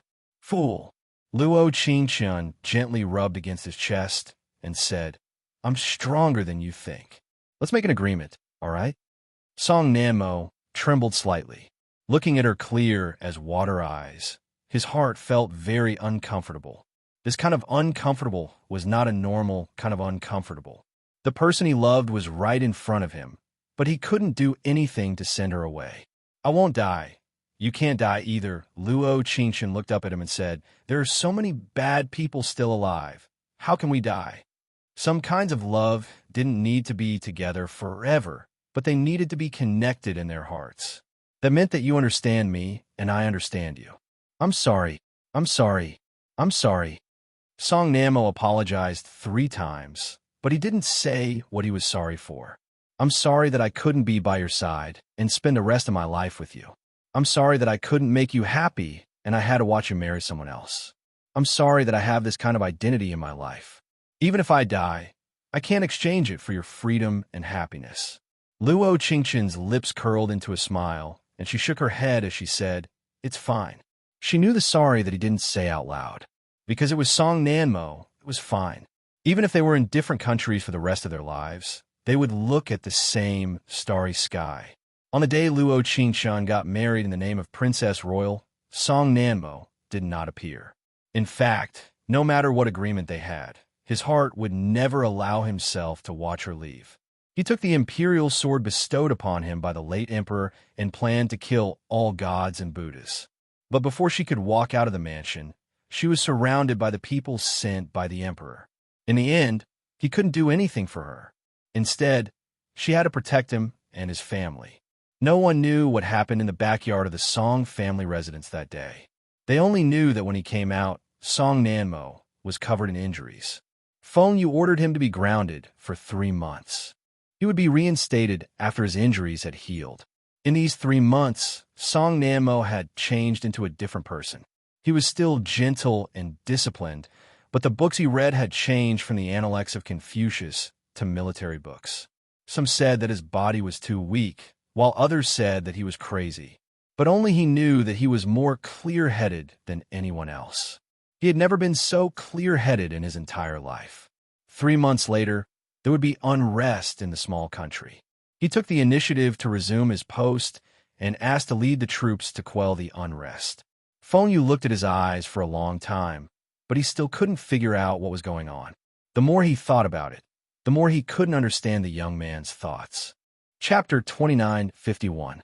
"Your Majesty," Song Nanmo bowed and replied, "My father is a general. My father only has me as his son. I should imitate him and become a man on horseback. Rusang and Mengbei are both small countries. The troops I gave you will be the same as the current Di Shao." Feng Yu looked at him and said, "Are you sure?" "I'm sure. Your Majesty, although Rusang and Mengbei are both small countries, their geographical locations are excellent. It's easy to defend and difficult to attack. Your Majesty, I think Lord Wang is right.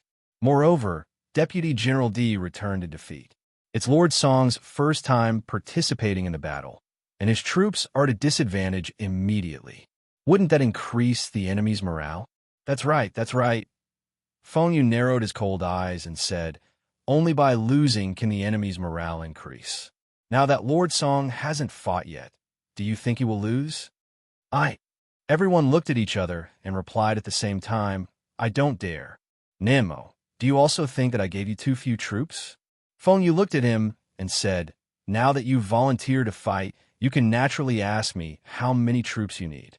"Your Majesty," Song Nanmo's gaze was indifferent, and he said softly with his thin lips, "I think that the troops your majesty gave me are enough." Feng Yu looked at his expression and was suddenly stunned. At this moment, he seemed to see the shadow of Luo Qingshun in her. She was always in a desperate situation. Her eyes were indifferent, making it impossible for people to see the emotions in her eyes. "Okay." Feng Yu looked at him and said, "Then you will be the commander-in-chief this time. Di Shao will assist you and help me take down Ru Sang and Meng Bei in one fell swoop." "Yes, Yixian Palace." After Consort Ro heard this, her cup fell to the ground. "What did you say?" Susu replied resentfully. "I heard that Lord Song requested to fight himself. Amma has been fighting outside for many years. Mother is already very worried." Consort Ro said nervously. Now Nanmo still wants to follow in Amma's footsteps. What exactly does he want to do? "Sister, don't worry." As soon as Consort Ro finished speaking, Song Nanmo walked into the inner room. "Susu, you can leave first." She waved her hand, indicating for Su to leave. Then she looked at Song Nanmo and said, "Tell big sister, what do you want to do? You have never thought of going to the battlefield before." "Why, sis, I have my own ideas." Song Nanmo's eyes were very deep, like layers of an airtight net. No one could see any clues from his eyes. "Your thoughts?" Consort Ro shook her head and said, "Do you really think big sister can't see it at all?" "Sister," he lowered his voice and said, "since you can understand, there is no need to ask. Nanmo will not disturb sister's rest." "Song Nanmo." Consort Ro angrily called out his full name. "She's already married. No matter who she marries, I will find her and bring her back." Song Nanmo narrowed his eyes. This was the first time a cold, killing intent flashed in his eyes. Consort Ro had never seen such a gaze before. She knew that her younger brother was a very stubborn person. Now it seemed that his stubbornness was many times more than she had imagined. "Big sister is afraid that you will do something stupid." Consort Ro sighed deeply and said, "Gao Saiwa is not weaker than the Celestial Empire. I'm afraid that your future path will not be easy." Chapter 2952. 3 months. She had already been married to Gao Saiwa for 3 months. But no matter how hard he tried, he couldn't find any trace of her whereabouts, nor was there any news of her. He couldn't be at ease. No matter what, he couldn't be at ease. In the 12th month of the 7th year, Song Nanmo led 10,000 elite soldiers to sweep through Ru Sang and Meng Bei. At the same time, he also recovered 6 small countries on the border, expanding the Celestial Empire's cities and land. He was brave and skilled in battle, and he was very resourceful. Whether it was a big battle or a small one, he could always see through the enemy's plans and easily defeat them. The small countries on the border were all terrified of him, and he was given the title of Proud God. And because he didn't show the slightest bit of fear in every battle, he was naturally proud and unyielding, as if the gods were helping him. Over the past year, it was as if he had climbed a ladder. His military achievements piled up, and he skyrocketed. There wasn't a single person in the army who didn't worship him and believe in him. In this short year, his prestige had surpassed his father's. Another winter, Consort Ro sat in Yixian Palace, looking at the snowy scenery outside the window. Everything seemed to have returned to normal. After Song Nanmo went to the battlefield, Amma was especially happy, smiling almost every day. Her mother, on the other hand, was constantly nagging and worried every day, afraid that bad news would come from the front lines. But the good thing was that Song Nanmo only sent back news of great victories. As for herself, after so many things, the emperor didn't think she was very good, but she wasn't very bad either. Everything in Yixian Palace was as usual, but he rarely came. As for Consort Ro, she was more or less disappointed, but she didn't feel sad. After all, some people were just passers-by in her heart. This year had passed too peacefully. It was so peaceful that she felt that this peace had been exchanged for by that girl's sacrifice. And her little brother, in his forbearance, was doing crazy things. One by one, at the same time, in Gao's side was Azure Frost Pavilion. Behind the curtain of red beads, a young girl wearing a dark blue dress with hundreds of flowers on it was eating fresh grapes. On the table was a military map. She glanced at it a few times, then made a few markings. Princess Nefer, this is the lychee the king just sent over. Please eat it raw. A maid walked in and smiled at her. Leave it there. Luo Qingshun yawned and said, help me pass on a message to King Talu. Tell him to come to me in a while. The question he asked me, I have a general idea. Yes, princess. Luo Qingshun picked up a lychee and glanced at it. Her eyes were as calm as before. She had been in Gao Saigwa for a year. After a year of truce between the Celestial Empire and Gao Saigwa, there were signs of unrest again. It was said that one of the young generals fought valiantly, killing gods and Buddhas without giving the enemy any chance to catch their breath. Talu thought that the enemy's hands would soon reach out to them, so he asked her to think of a countermeasure in advance. Nifil was her name in Gao Saigwa. Although she had married in the name of the eldest princess, Talu had not married her. Instead, he had given her the title of princess. The reason was very simple.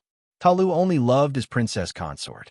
This saved her a lot of energy to escape, and she could think of a way to go back legitimately. There was one more thing that she hadn't thought of. In fact, if it wasn't for the fact that Princess Consort Ming Nasha looked similar to Consort Ro, she wouldn't have discovered this matter. Chapter 2953. In the evening, Talu hurried to her Qing Shuang pavilion. It's rare to see you in such a hurry. Luo Qingshun waved her hand, indicating the maid playing the pipa to withdraw. Talu sat down with a frown and said, the Celestial Empire has a young general, and the border countries have called him the Proud God. Just 6 hours ago, he conquered Banhe. Banhe? Luo Qingshun was stunned when she heard this, and for the first time, a look of worry flashed across her face. Although she didn't spend much time in the Forbidden City, there weren't many brave and good fighters under Fengyu. She heard that after returning from the battlefield, Great General Song's right leg was injured and he never went to the battlefield again. What kind of person was this young general? Not only was he good at fighting, but he was also good at strategizing. Banhe's 3 cities were connected and surrounded by cliffs on 3 sides. Once upon a time, Gao Saigwa also besieged Banhe, but even though there was a large difference in numbers, they couldn't take Banhe. Instead, they suffered heavy losses. Yes, Talu pondered, I've never seen this young general. I only heard from my subordinates that he always wears a silver mask on the battlefield. Could it be that his face is frightening? You shouldn't be a good person. Luo Qingshun handed the drafted military map to Ta Lu and said, this is the layout of our army that I adjusted last time. You can first deal with him according to this layout. As for this young hero called the Proud God, I've never heard of him when I was in the Forbidden City.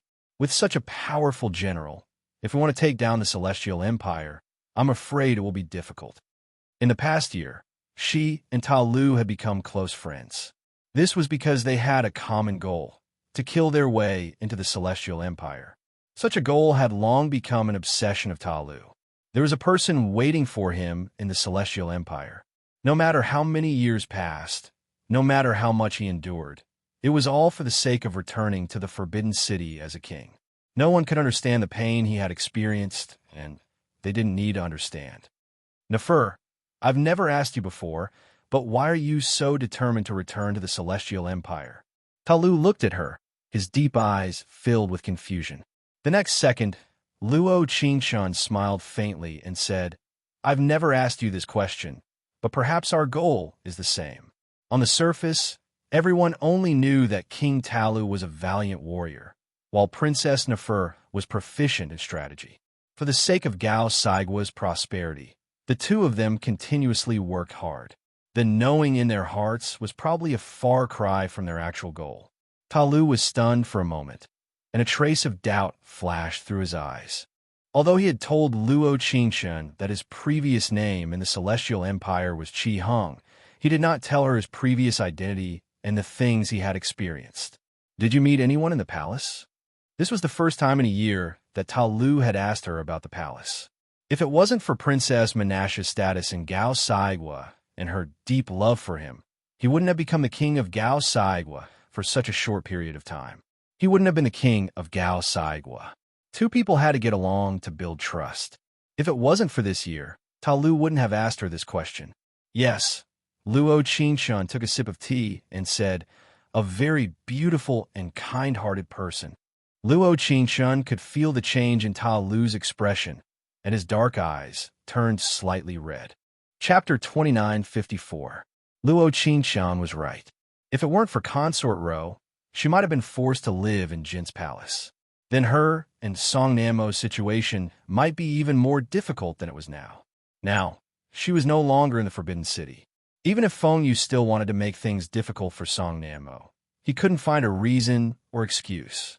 If he could live peacefully, she would have more time to kill her way back to the Forbidden City. Give her a little more time, just a little more, at the same time in Banhee's tent. Song Nanmo spent 3 days to reorganize the recovered cities and troops and rescue the innocent people. War was cruel. Attacking Ban, he was to better take down Gao Saigwa. Such a war was inevitable, but since it had already been taken down, the losses should be minimized. The commoners were innocent. If they needed to be treated, they needed to be treated. If they needed to be saved, they needed to be saved.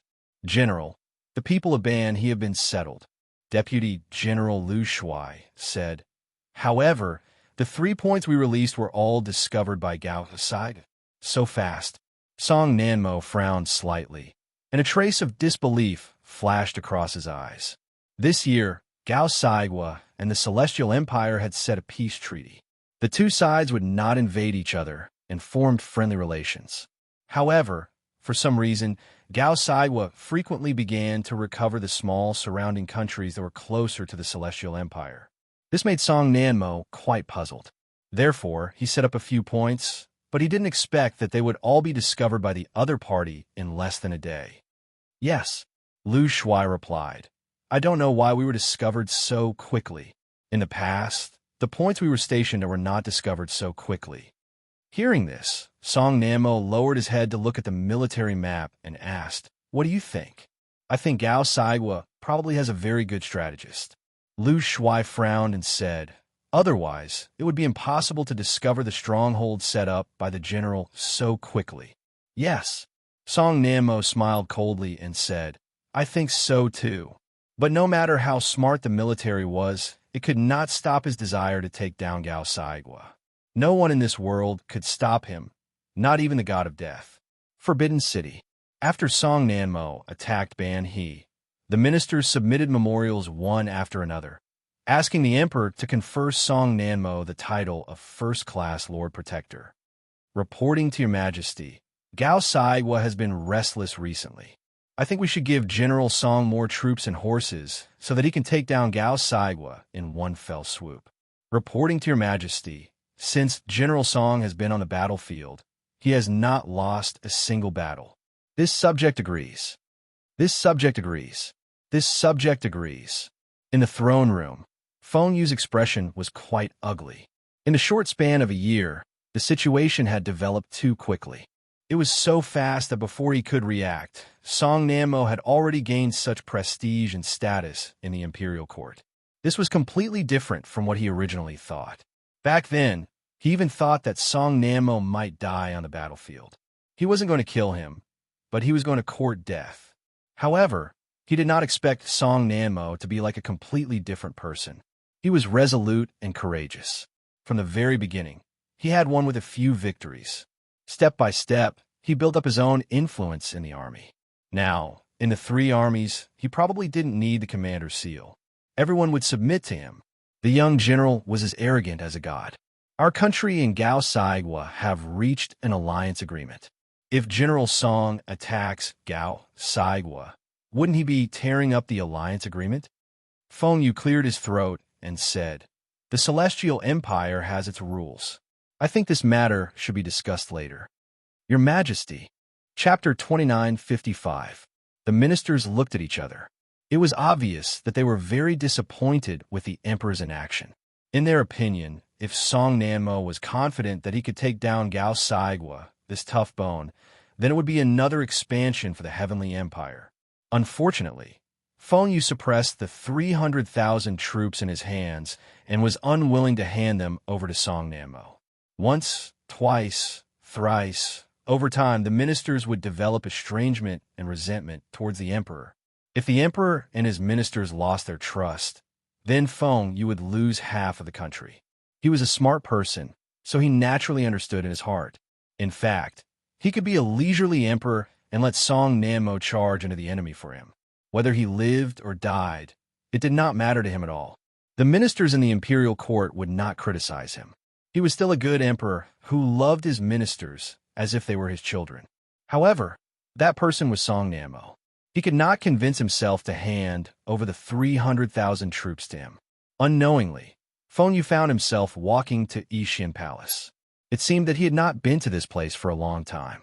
Everything in Yixin Palace was the same. This was not the cold palace, but did not receive the emperor's favor. Feng Yu glanced at it and walked in. The weather seemed to be gradually cooling down, and the maple trees on both sides slowly fell.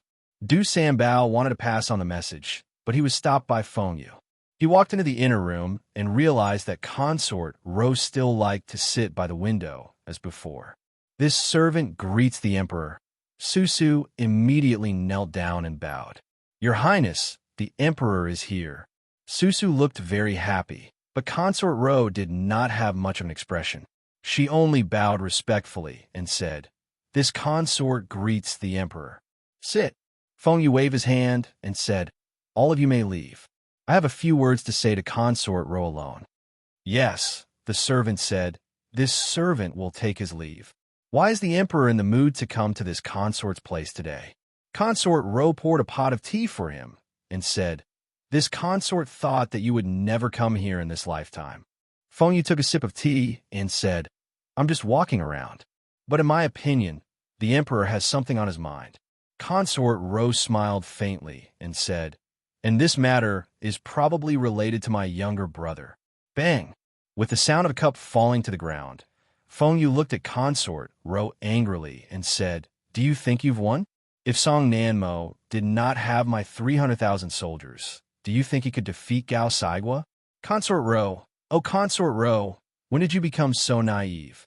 He was forced by everyone in the imperial court and was treated like this in the imperial harem. A proud person like Feng Yu naturally could not stand it. But Consort Ro, on the other hand, still appeared calm and unhurried. I don't know if General Song can win against Gao Sai. Consort Ro nodded indifferently and said, But this concubine knows that what he wants to do, the dream he wants to realize, is getting closer and closer to him.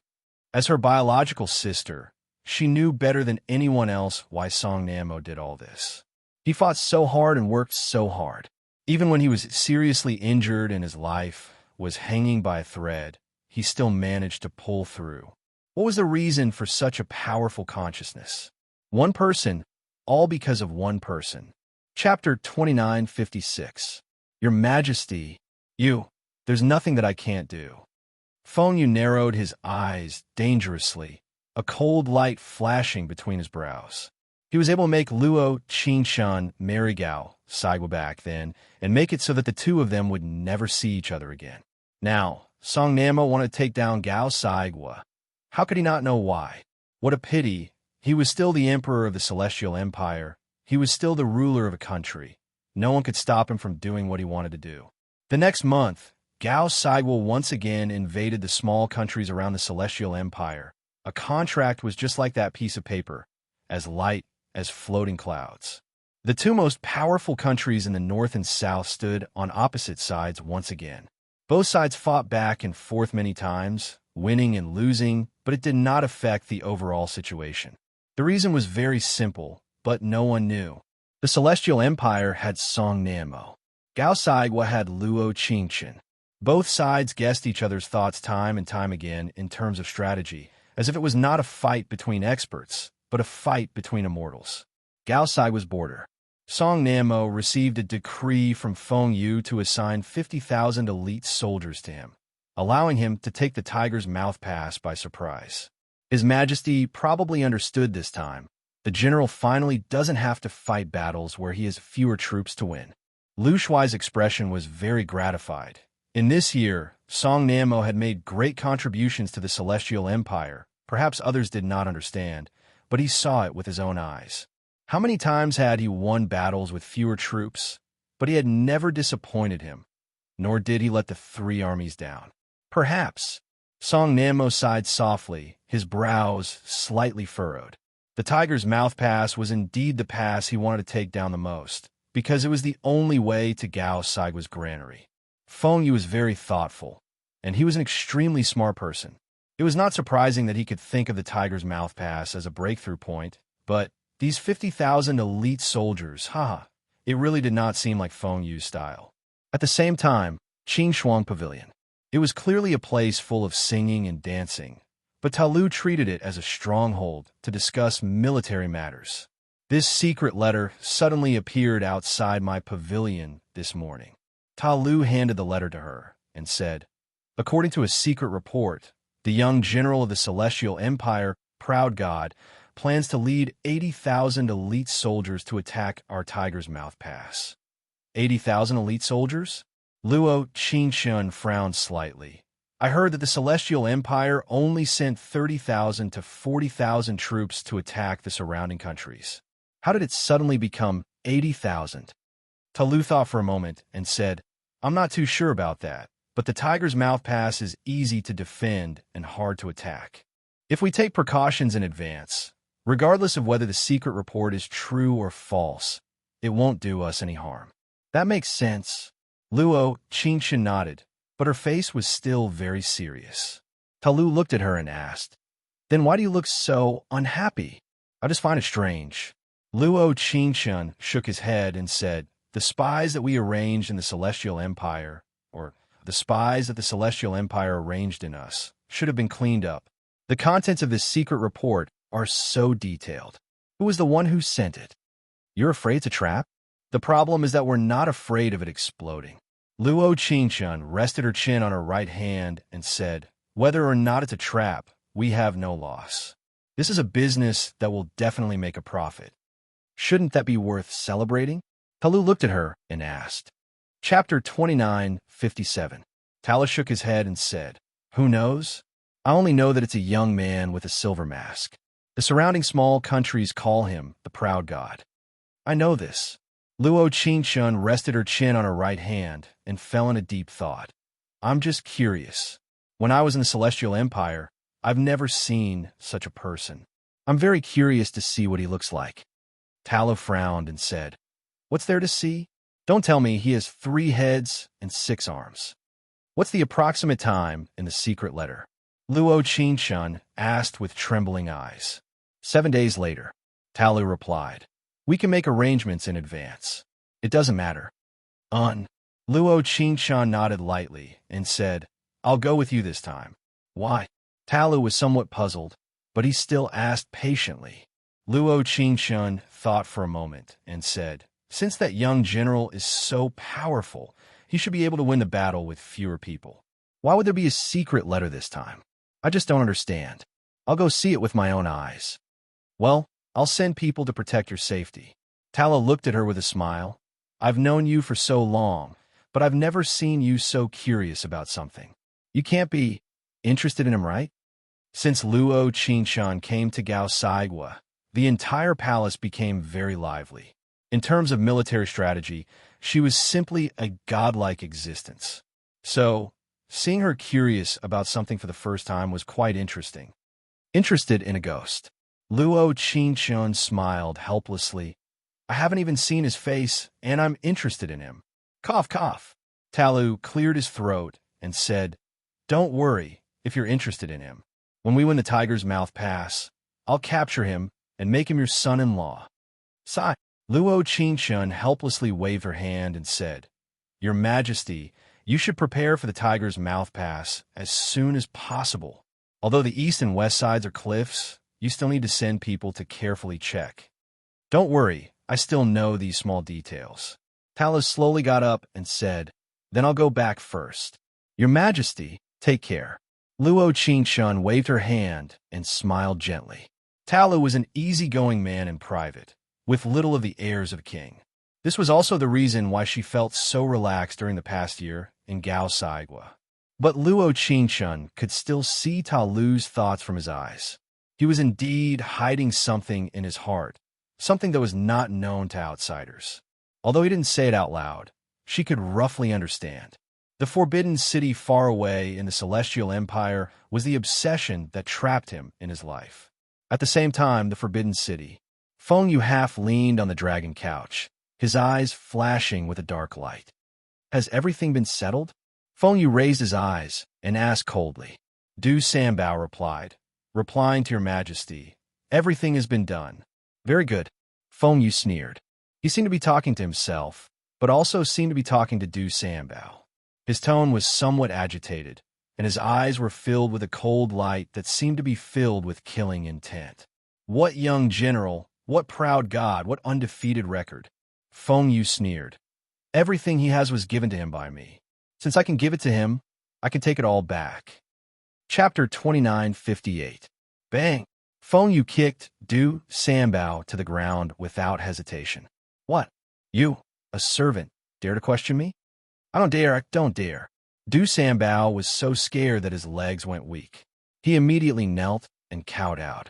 Your Majesty, please spare me. Your Majesty, please spare me. Get lost, I'll get lost right now. Feng Yu hated this feeling the most. Almost everyone in the imperial court thought that Song Nanmo was a hero who saved the world. It was as if without him, the empire would not be able to protect itself. Ridiculous. Extremely ridiculous. It was just Gao Saigua.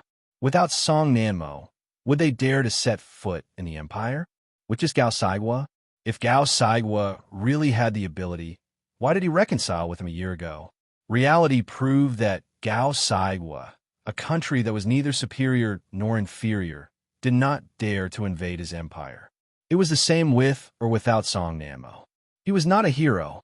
7 days later, at Hoku Pass, Song Nanmo led 80,000 elite soldiers and stood in front of Hoku Pass. His brows were tightly knitted. The soldiers were very enthusiastic. This was the first time they had so many soldiers and horses for battle. Why do you look so worried, General? Lu Shuai asked in confusion. Song Nanmo shook his head gently when he heard that. Gao Saigua has such a powerful military. Why is Hoku Pass so? General, we followed your instructions and wiped out the enemy troops near Hoku Pass. Lu Shuai said confidently, there won't be any problems. Moreover, this is the Emperor's order. General, you can't disobey. All right. Song Nanmo looked ahead and sighed. Prepare to attack Hoku Pass. After taking it down, we'll split into 3 groups. They'll be stationed at Anxia, Meng, and Yan'an respectively. Yes, General. Song Nanmo narrowed his eyes. A bone-piercing chill appeared under his silver mask. He still felt that something was wrong, but he could not put his finger on it. Now that the morale of the 3 armies was high and the Emperor had personally sent troops, he had to go to Hoku Pass even if he did not want to. At the same time, the cliffs of Hoku Pass were filled with archers. Luo Qingshun, who was dressed in a pale moon-white dress, stood beside the deputy general. Worried about her safety, Ta Lu sent a small team to protect her. He's here. The general held the binoculars, and his lips curled into a deep smile. Princess Neffel, this young general of the Celestial Empire, is still a little lacking compared to you. After such a long battle of strategy, you're still the best. Luo Qingshun faintly looked at the densely packed soldiers not far in front of her. Suddenly, she had a feeling of extreme fear. The secret letter was not wrong. The person who could give such an accurate secret letter must have a high position in the Celestial Empire. This young general had achieved countless victories in the past year. Today, he was going to lead these 80,000 elite soldiers to die at the Tiger's Mouth Pass. Although she was on the opposite side of him, she still felt a little sad and regretful. In addition, it was a little unfair. After standing at the highest point, immediately survey the surroundings. After confirming that there are no ambushes, continue onward, bang, bang, bang. Just as Song Nanmo finished speaking, the surroundings were filled with smoke, and there was a burnt smell in the air. Shit, there's an ambush. Lu Shuai immediately reacted and shouted, Protect the general. Retreat quickly. Chapter 29:59. What should we do? Is there an ambush? What should we do? What should we do? Will I die here today? I don't want to die yet. This is my first time participating in such a big battle. I have parents and children to take care of. So what if we die? I want to be the first to charge and break through the enemy lines. Shedding blood on the battlefield is an honor. The chatter around him grew louder and louder. Song Nammo frowned, and his heart skipped a beat. His worries were not wrong. This tiger's mouth pass lived up to its name. Their current situation was akin to sending lambs to the tiger's mouth. What awaited them was complete annihilation. Today, I, Ban Yang, am able to meet the young general of the Celestial Empire. It is truly a blessing of 3 lifetimes. The smoke gradually dispersed. Song Nanmo rode a scarlet blood horse. He wore a cyan battle helmet and a silver mask that sparkled under the scorching sun. He looked valiant and formidable. Song Nanmo did not reply. The main General Banyang looked at him and said, "Unfortunately, our Gao Saiwa's military advisor seems to be slightly better." Banyang's position was some distance away from Luo Qingshun. From her position, she could not see the young general's face clearly. She could only vaguely see a blurry figure. Moreover, it was rather unreal. My skills are inferior. I concede defeat. At this moment, a cold voice resounded through the entire tiger's mouth pass. Luo Qingshun's heart skipped a beat. At this moment, her entire mind went blank. It was as if the world had stopped.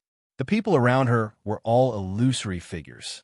The only thing left was to lower her head and look at that blurry figure. That figure seemed to have become much clearer. In that case, Banyang will not say anything more.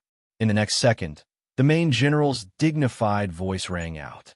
He ordered, "Troops, listen my order. Release the arrows." Guard, Song Nammo naturally knew that there was a slim chance of survival this time. However, waiting for death was never his style. The soldiers all wanted to live. Thus, when he said, "Guard," everyone raised their shields and formed an 8-gate golden shield formation. Countless arrows were released into the valley. The moment the shields were raised, the sound of metal clanging resounded in their ears. Wait a moment. Wait a moment. Luo Qingshun was at the mountain pass of the tiger's mouth pass. It was almost impossible for her to reach Song Nanmo from this position. What to do? What should she do? What's wrong? Princess Nefer? The deputy general looked at her from the side and said, "From the looks of it, they really weren't prepared. You don't have to worry. You don't understand." Just as she finished speaking, the soldiers below had already fallen one by one. No matter how powerful the shield was, under the baptism of countless arrows, it wouldn't be able to hold on for long. "General, what should we do?" Lu Shuai gritted his teeth and said, "We will definitely risk our lives to escort you out of here." Song Nammo nodded slightly. Then he glanced at the horizon of Tiger's Mouth Pass and said, "Let's charge out." At the next second, the 80,000 elite troops of the Celestial Empire instantly changed their strategy and climbed toward the top of the Tiger's Mouth Pass. Song Nammo stood where he was and tried his best to protect the soldiers. The long sword grazed his arm, and blood dripped down drop by drop. "Princess Nifil, I told you." The deputy general turned around to say something to Luo Qingshun, but realized that she was no longer standing beside him. "Where's the princess?" The deputy general shouted anxiously. "Why aren't you looking after the princess on such a dangerous battlefield?" Chapter 2960. Luo Qingshun's mind was quickly turning, using her fastest speed to calculate the time and distance between her and Song Nammo. Once upon a time, when she wasn't this strong, she had personally seen a youth fall in front of her in the snow. She would never forget his name, Chunan Xian. There was a bit of snow falling from the sky. This scene was a bit familiar. She was a bit afraid since she had already experienced so much. She couldn't let another important person die in front of her. She definitely couldn't. There wasn't much time left. She couldn't make a large circle to reach the bottom. She could only slide down the cliff. The sharp stones cut her skin and blood dyed her moon white clothes red. In that moment, she couldn't even feel the pain. There was only a single thought in her mind. Faster, faster, faster. Keep shooting arrows. Ban Yang's voice sounded in the valley again. It was like a symphony from hell that echoed in his ears. If you surrender, Gao Saigwa will be magnanimous and give you a path to life. Ban Yang looked at Song Nanmo and said, dying in battle isn't terrifying. What's terrifying is dying in battle for people who aren't worth it. After that, Song Nanmo pulled out the arrow in his shoulder and said in an arrogant voice, you won't understand what's worth it in my heart. For who? I'm very clear in my heart. His voice was not soft or heavy. Ban Yang was a certain distance away, so it was unknown if he heard it or not. But Luo Qingshun was very clear that she had heard it, and she had heard it very clearly. Song Nanmo's martial arts had become much stronger in this year. Even under the attack of countless arrows, no one could make him fall. But she was very clear that Gao Saigwa had a very powerful archer named Sangu. He must be waiting for a chance, waiting for Song Nanmo to reveal a flaw before taking his life with a single move. Luo Qingshun kept sliding down, watching Sangu's movements the entire time. Ancient archers were similar to modern snipers to a certain extent. They would always look for a vantage point. In that instant, there was a killing intent that filled the air. A golden arrow brushed past her shoulder and flew towards Song Nanmo. Song Nanmo, Luo Qingshun almost rolled and crawled down. Her moon-white dress was already stained with blood, but she didn't feel any pain. Luo Qingshun could feel that when she called out Song Nanmo's name, the young general in armor suddenly turned around and stared at her with his deep eyes. As for the golden arrow, it was flying in his direction. Qingshun, time freeze. Everything froze at this moment. The blood in the air and the blood that was about to drip onto the ground. And she, in this short period of time, ran towards him with all her might. Song Nanmo, Song Nanmo, Song Nanmo. He had never thought that this disciplined and strict youth would one day enter the battlefield and become a young hero. Fear and relief only lasted for a moment, the moment she pounced on him. Time freeze was instantly undone. The golden arrow passed over her head, just a few centimeters away. She took a deep breath and trembled as she hugged him. Tears fell from her eyes. Scared. She was really scared. Everything had caught her off guard. Chapter 2961. Song Nanmo had imagined the scene of him meeting Luo Qingshun countless times, but he never thought that they would meet under such circumstances. Tens of thousands of arrows brushed past them, but when she hugged him, she felt especially safe. It was as if this was not the tiger's mouth, but the imperial garden where they first met. He helped her out of her predicament and helped her lie to the emperor. At that time, Song Nanmo was the most popular man in the imperial palace. Many noble ladies wanted to marry him. But now, even though he was still handsome, he seemed to have aged a little.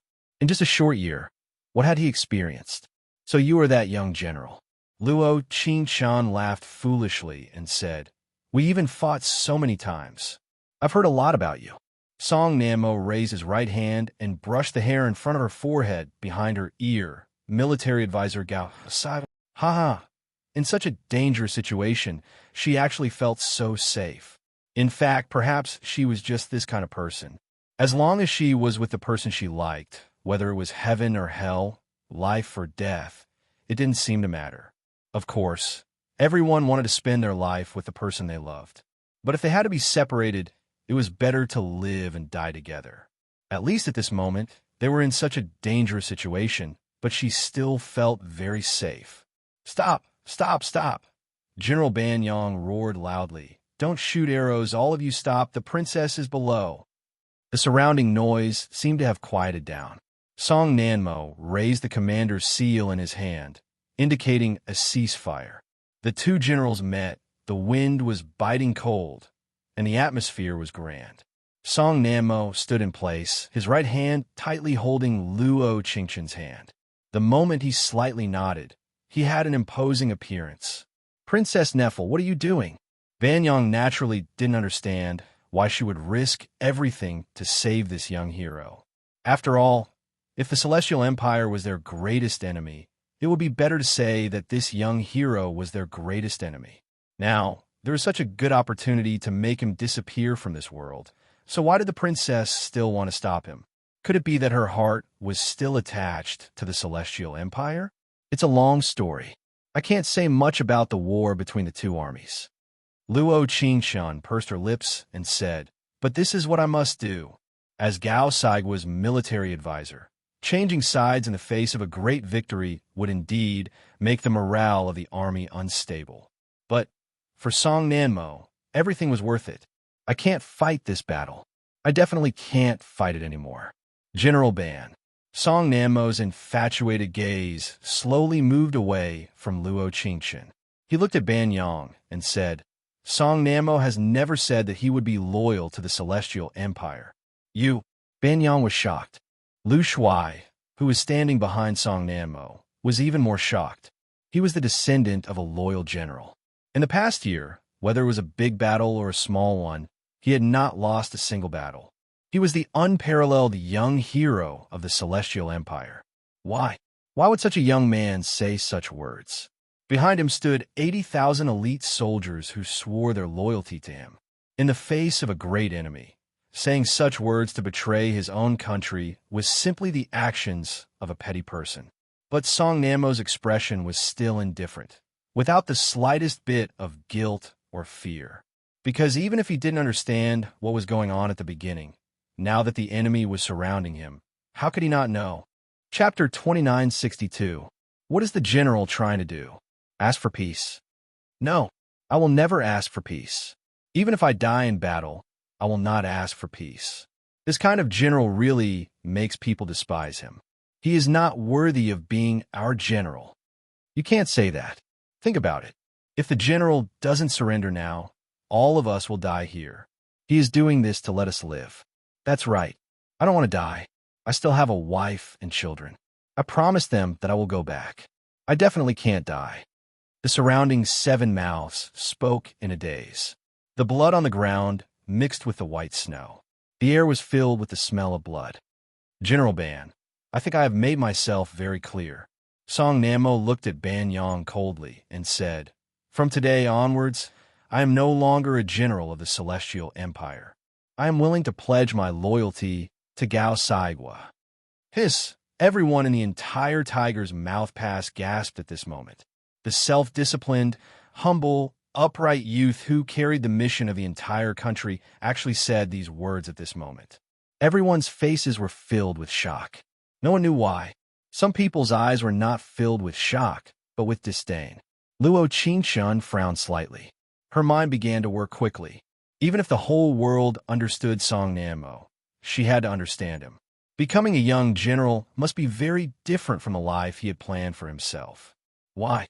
Besides her, it was still her. Does General Song mean to surrender to Gao Saigua? Ban Yang still had doubts in his heart. There was a dim light in his eyes. He looked to the side and glanced at Luo Qingshun. His deep eyes were filled with endless light. He said softly, Where is she? I will cough. Before Song Nanmo finished speaking, Luo Qingshun cleared her throat and directly interrupted him. He glanced at her briefly and knew what she meant by this. In your hearts, what kind of person is General Song? Luo Qingshun pursed her lips. Although her face was a bit pale, her words were powerful and each word was like a gem. He has led you in so many battles where you won against many with fewer troops. He often risked his life to ensure your safety. Isn't he a great hero? Luo Qingshun's question was very sharp. There was only the sound of the wind and sand around them. Whenever someone opened their mouth, it would sound especially loud. So what? One of the soldiers raised his spear and said, Traitors don't deserve to be heroes. Huh? Luo Qingshun gave 2 laughs before praising. I admire your courage very much because you spoke of the doubts in the hearts of many soldiers, but they didn't dare ask. Princess Neffel. Ban Yang seemed to have realized something and wanted to interrupt her, but he did not expect that she had no intention of stopping. All right, Luo Qingshun smiled. I'll give you this answer. Qingshun. Song Nanmo frowned and looked at her worriedly. He did not know what happened after she married Gao Saigua. He only knew that since Ban Yang called her princess, then she was not the princess of Gao Saigwa. At this moment, if she said something bad in front of Gao Saigwa's soldiers, it would not be good for her. Chapter 2963. Since it was the truth, why should he be afraid of telling others? Song Namo did not want to say it, because he wanted to save Feng Yu's last face.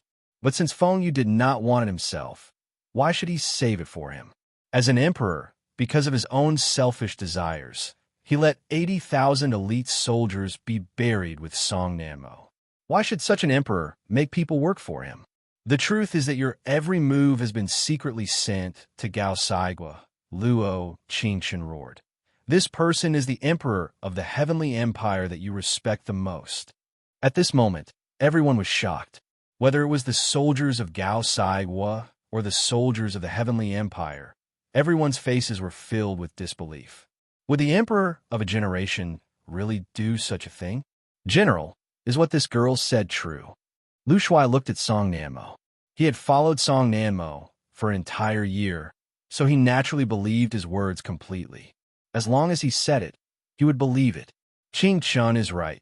Song Namo looked at everyone and said, more than half of you have gone through life and death with me. If you're willing to follow me, then follow me. If you're not willing, I will not be able to protect you this time.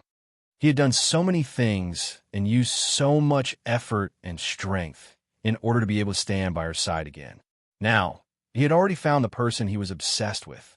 Integrity and courage, self-discipline and humility, all of them no longer existed. He had tried every means to attack Gao Saigwa in order to keep her by his side. No matter whose princess she was, no matter who she married, he did not care. As long as he defeated Gao Saigwa, he could naturally keep her by his side. This was why he had spent so many years trying his best to recover the surrounding small countries and establish his prestige in the army. He did not want to become a young general. It was just that only by becoming a general could he find her and have her again. In the next second, Lu Shuai slowly took off the armor on his body. The yellow sand gently brushed his face, and the air was filled with a solemn atmosphere. No one knew what he wanted to do. He knelt on the ground with a thud and said, Lu Shuai swears to follow General Song to the death. For a long time, there was only silence. Everyone seemed to be thinking and looking at each other. They wanted to say something, but did not dare to say it.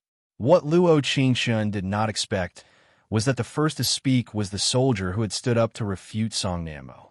If that's the case, we swear to follow General Song to the death. What followed was a series of climaxes. Their voices were so loud and impassioned that they could no longer hear them. Luo Qingshan pursed her lips and slowly looked up at Song Namo as her lips curled into a faint smile. Come. The princess slept for 2 days and 2 nights. The king and the princess consort were very worried. The maid beside her helped her up and said, Princess should rest well. The doctor said that you can't get out of bed easily during this time. Where's General Song? General Song is discussing important matters with the king in the Grand Council. The maid said, Princess, you don't have to worry. Chapter 2964. At the Grand Council, Luo Qingshan walked over from nearby and heard Ta Lu's impassioned voice. It was as if he had met a close friend that he regretted not having met earlier. He was so excited. I have never seen the king so excited before. Luo Qingshan pursed her lips and smiled. It seems that official song is going to replace my position. She had used official song, but not general song. That was because she wanted to tell him that in her heart, Song Namo would always be the same Song Namo. No matter what, it would never change. The two looked at each other, their hearts connected. He only needed to look deeply at her to know the coldness in her words. Come here, he said lightly. Those 2 simple words were filled with endless love and gentleness. Are the 2 of you going to flirt in front of me? Ta Lu shook his head and sighed. This Neffel, Qingshan has been well taken care of by me this year. In the future, General Song should repay me well. The king's words are wrong. Luo Qingshan sat down next to Song Namo and looked at Ta Lu. Do you know who his sister is? In that instant, Luo Qingshun could feel the smile on Ta Lu's face gradually stiffen. Confusion, fear, shock. The expression on his face changed too quickly, but even if it was this quick, Luo Qingshun could still clearly see it. Song Nanmo, Song Nanmo, Song Nanmo. Ro, you are Ro Er's little brother? Ta Lu, who had always been calm, almost cried out in surprise. Even his voice was trembling. Song Nanmo frowned slightly. He looked at Ta Lu for a long time, unable to understand what was going on. It's normal that you don't know me, Ta Lu said with a self-deprecating smile. After all, your father hates me. Luo Qingshun looked at Song Nanmo and explained, Ta Lu is the one who was in love with consort Ro back then. Chi Hung. What? Song Nanmo was naturally very surprised, because in his world, Chi Hung had already deserted the first time he went to war with his father. At that time, her father had said that her sister had bad taste for a man who had deserted the army. Who would have thought that with the passage of time, he would become the most respected king in the entire Gao Saigua? That's why I think we're very similar. Ta Lu looked at Song Nanmo, and the corners of his mouth curled up. You tried so hard to reclaim me, Gao Sai, for Qingchen. I tried so hard to destroy the Celestial Empire, for Ro Er. But I've always felt that you and Wang Fei have a very good relationship. Luo Qingshun sighed softly and said, if she treats you sincerely, wouldn't you betray her? Negative? Talo laughed foolishly and said, do you know why she chose me to be the prince consort so that I can inherit the throne and become the king of Gao Saigua? Why? Luo Qingchen never understood this question. Since Ta Lu's heart had always been filled with concubine Ro, why did he marry a princess? Could it be that he was the kind of person who would do anything to achieve his goals? Because this princess doesn't like men. Meng Nashao walked into the Grand Council with small steps. She looked at Luo Qingshun with a pained expression and said, I like women. Luo Qingshun was stunned. Song Nanmo pulled her from the chair to his side and stared at Meng Nashao with wide black eyes.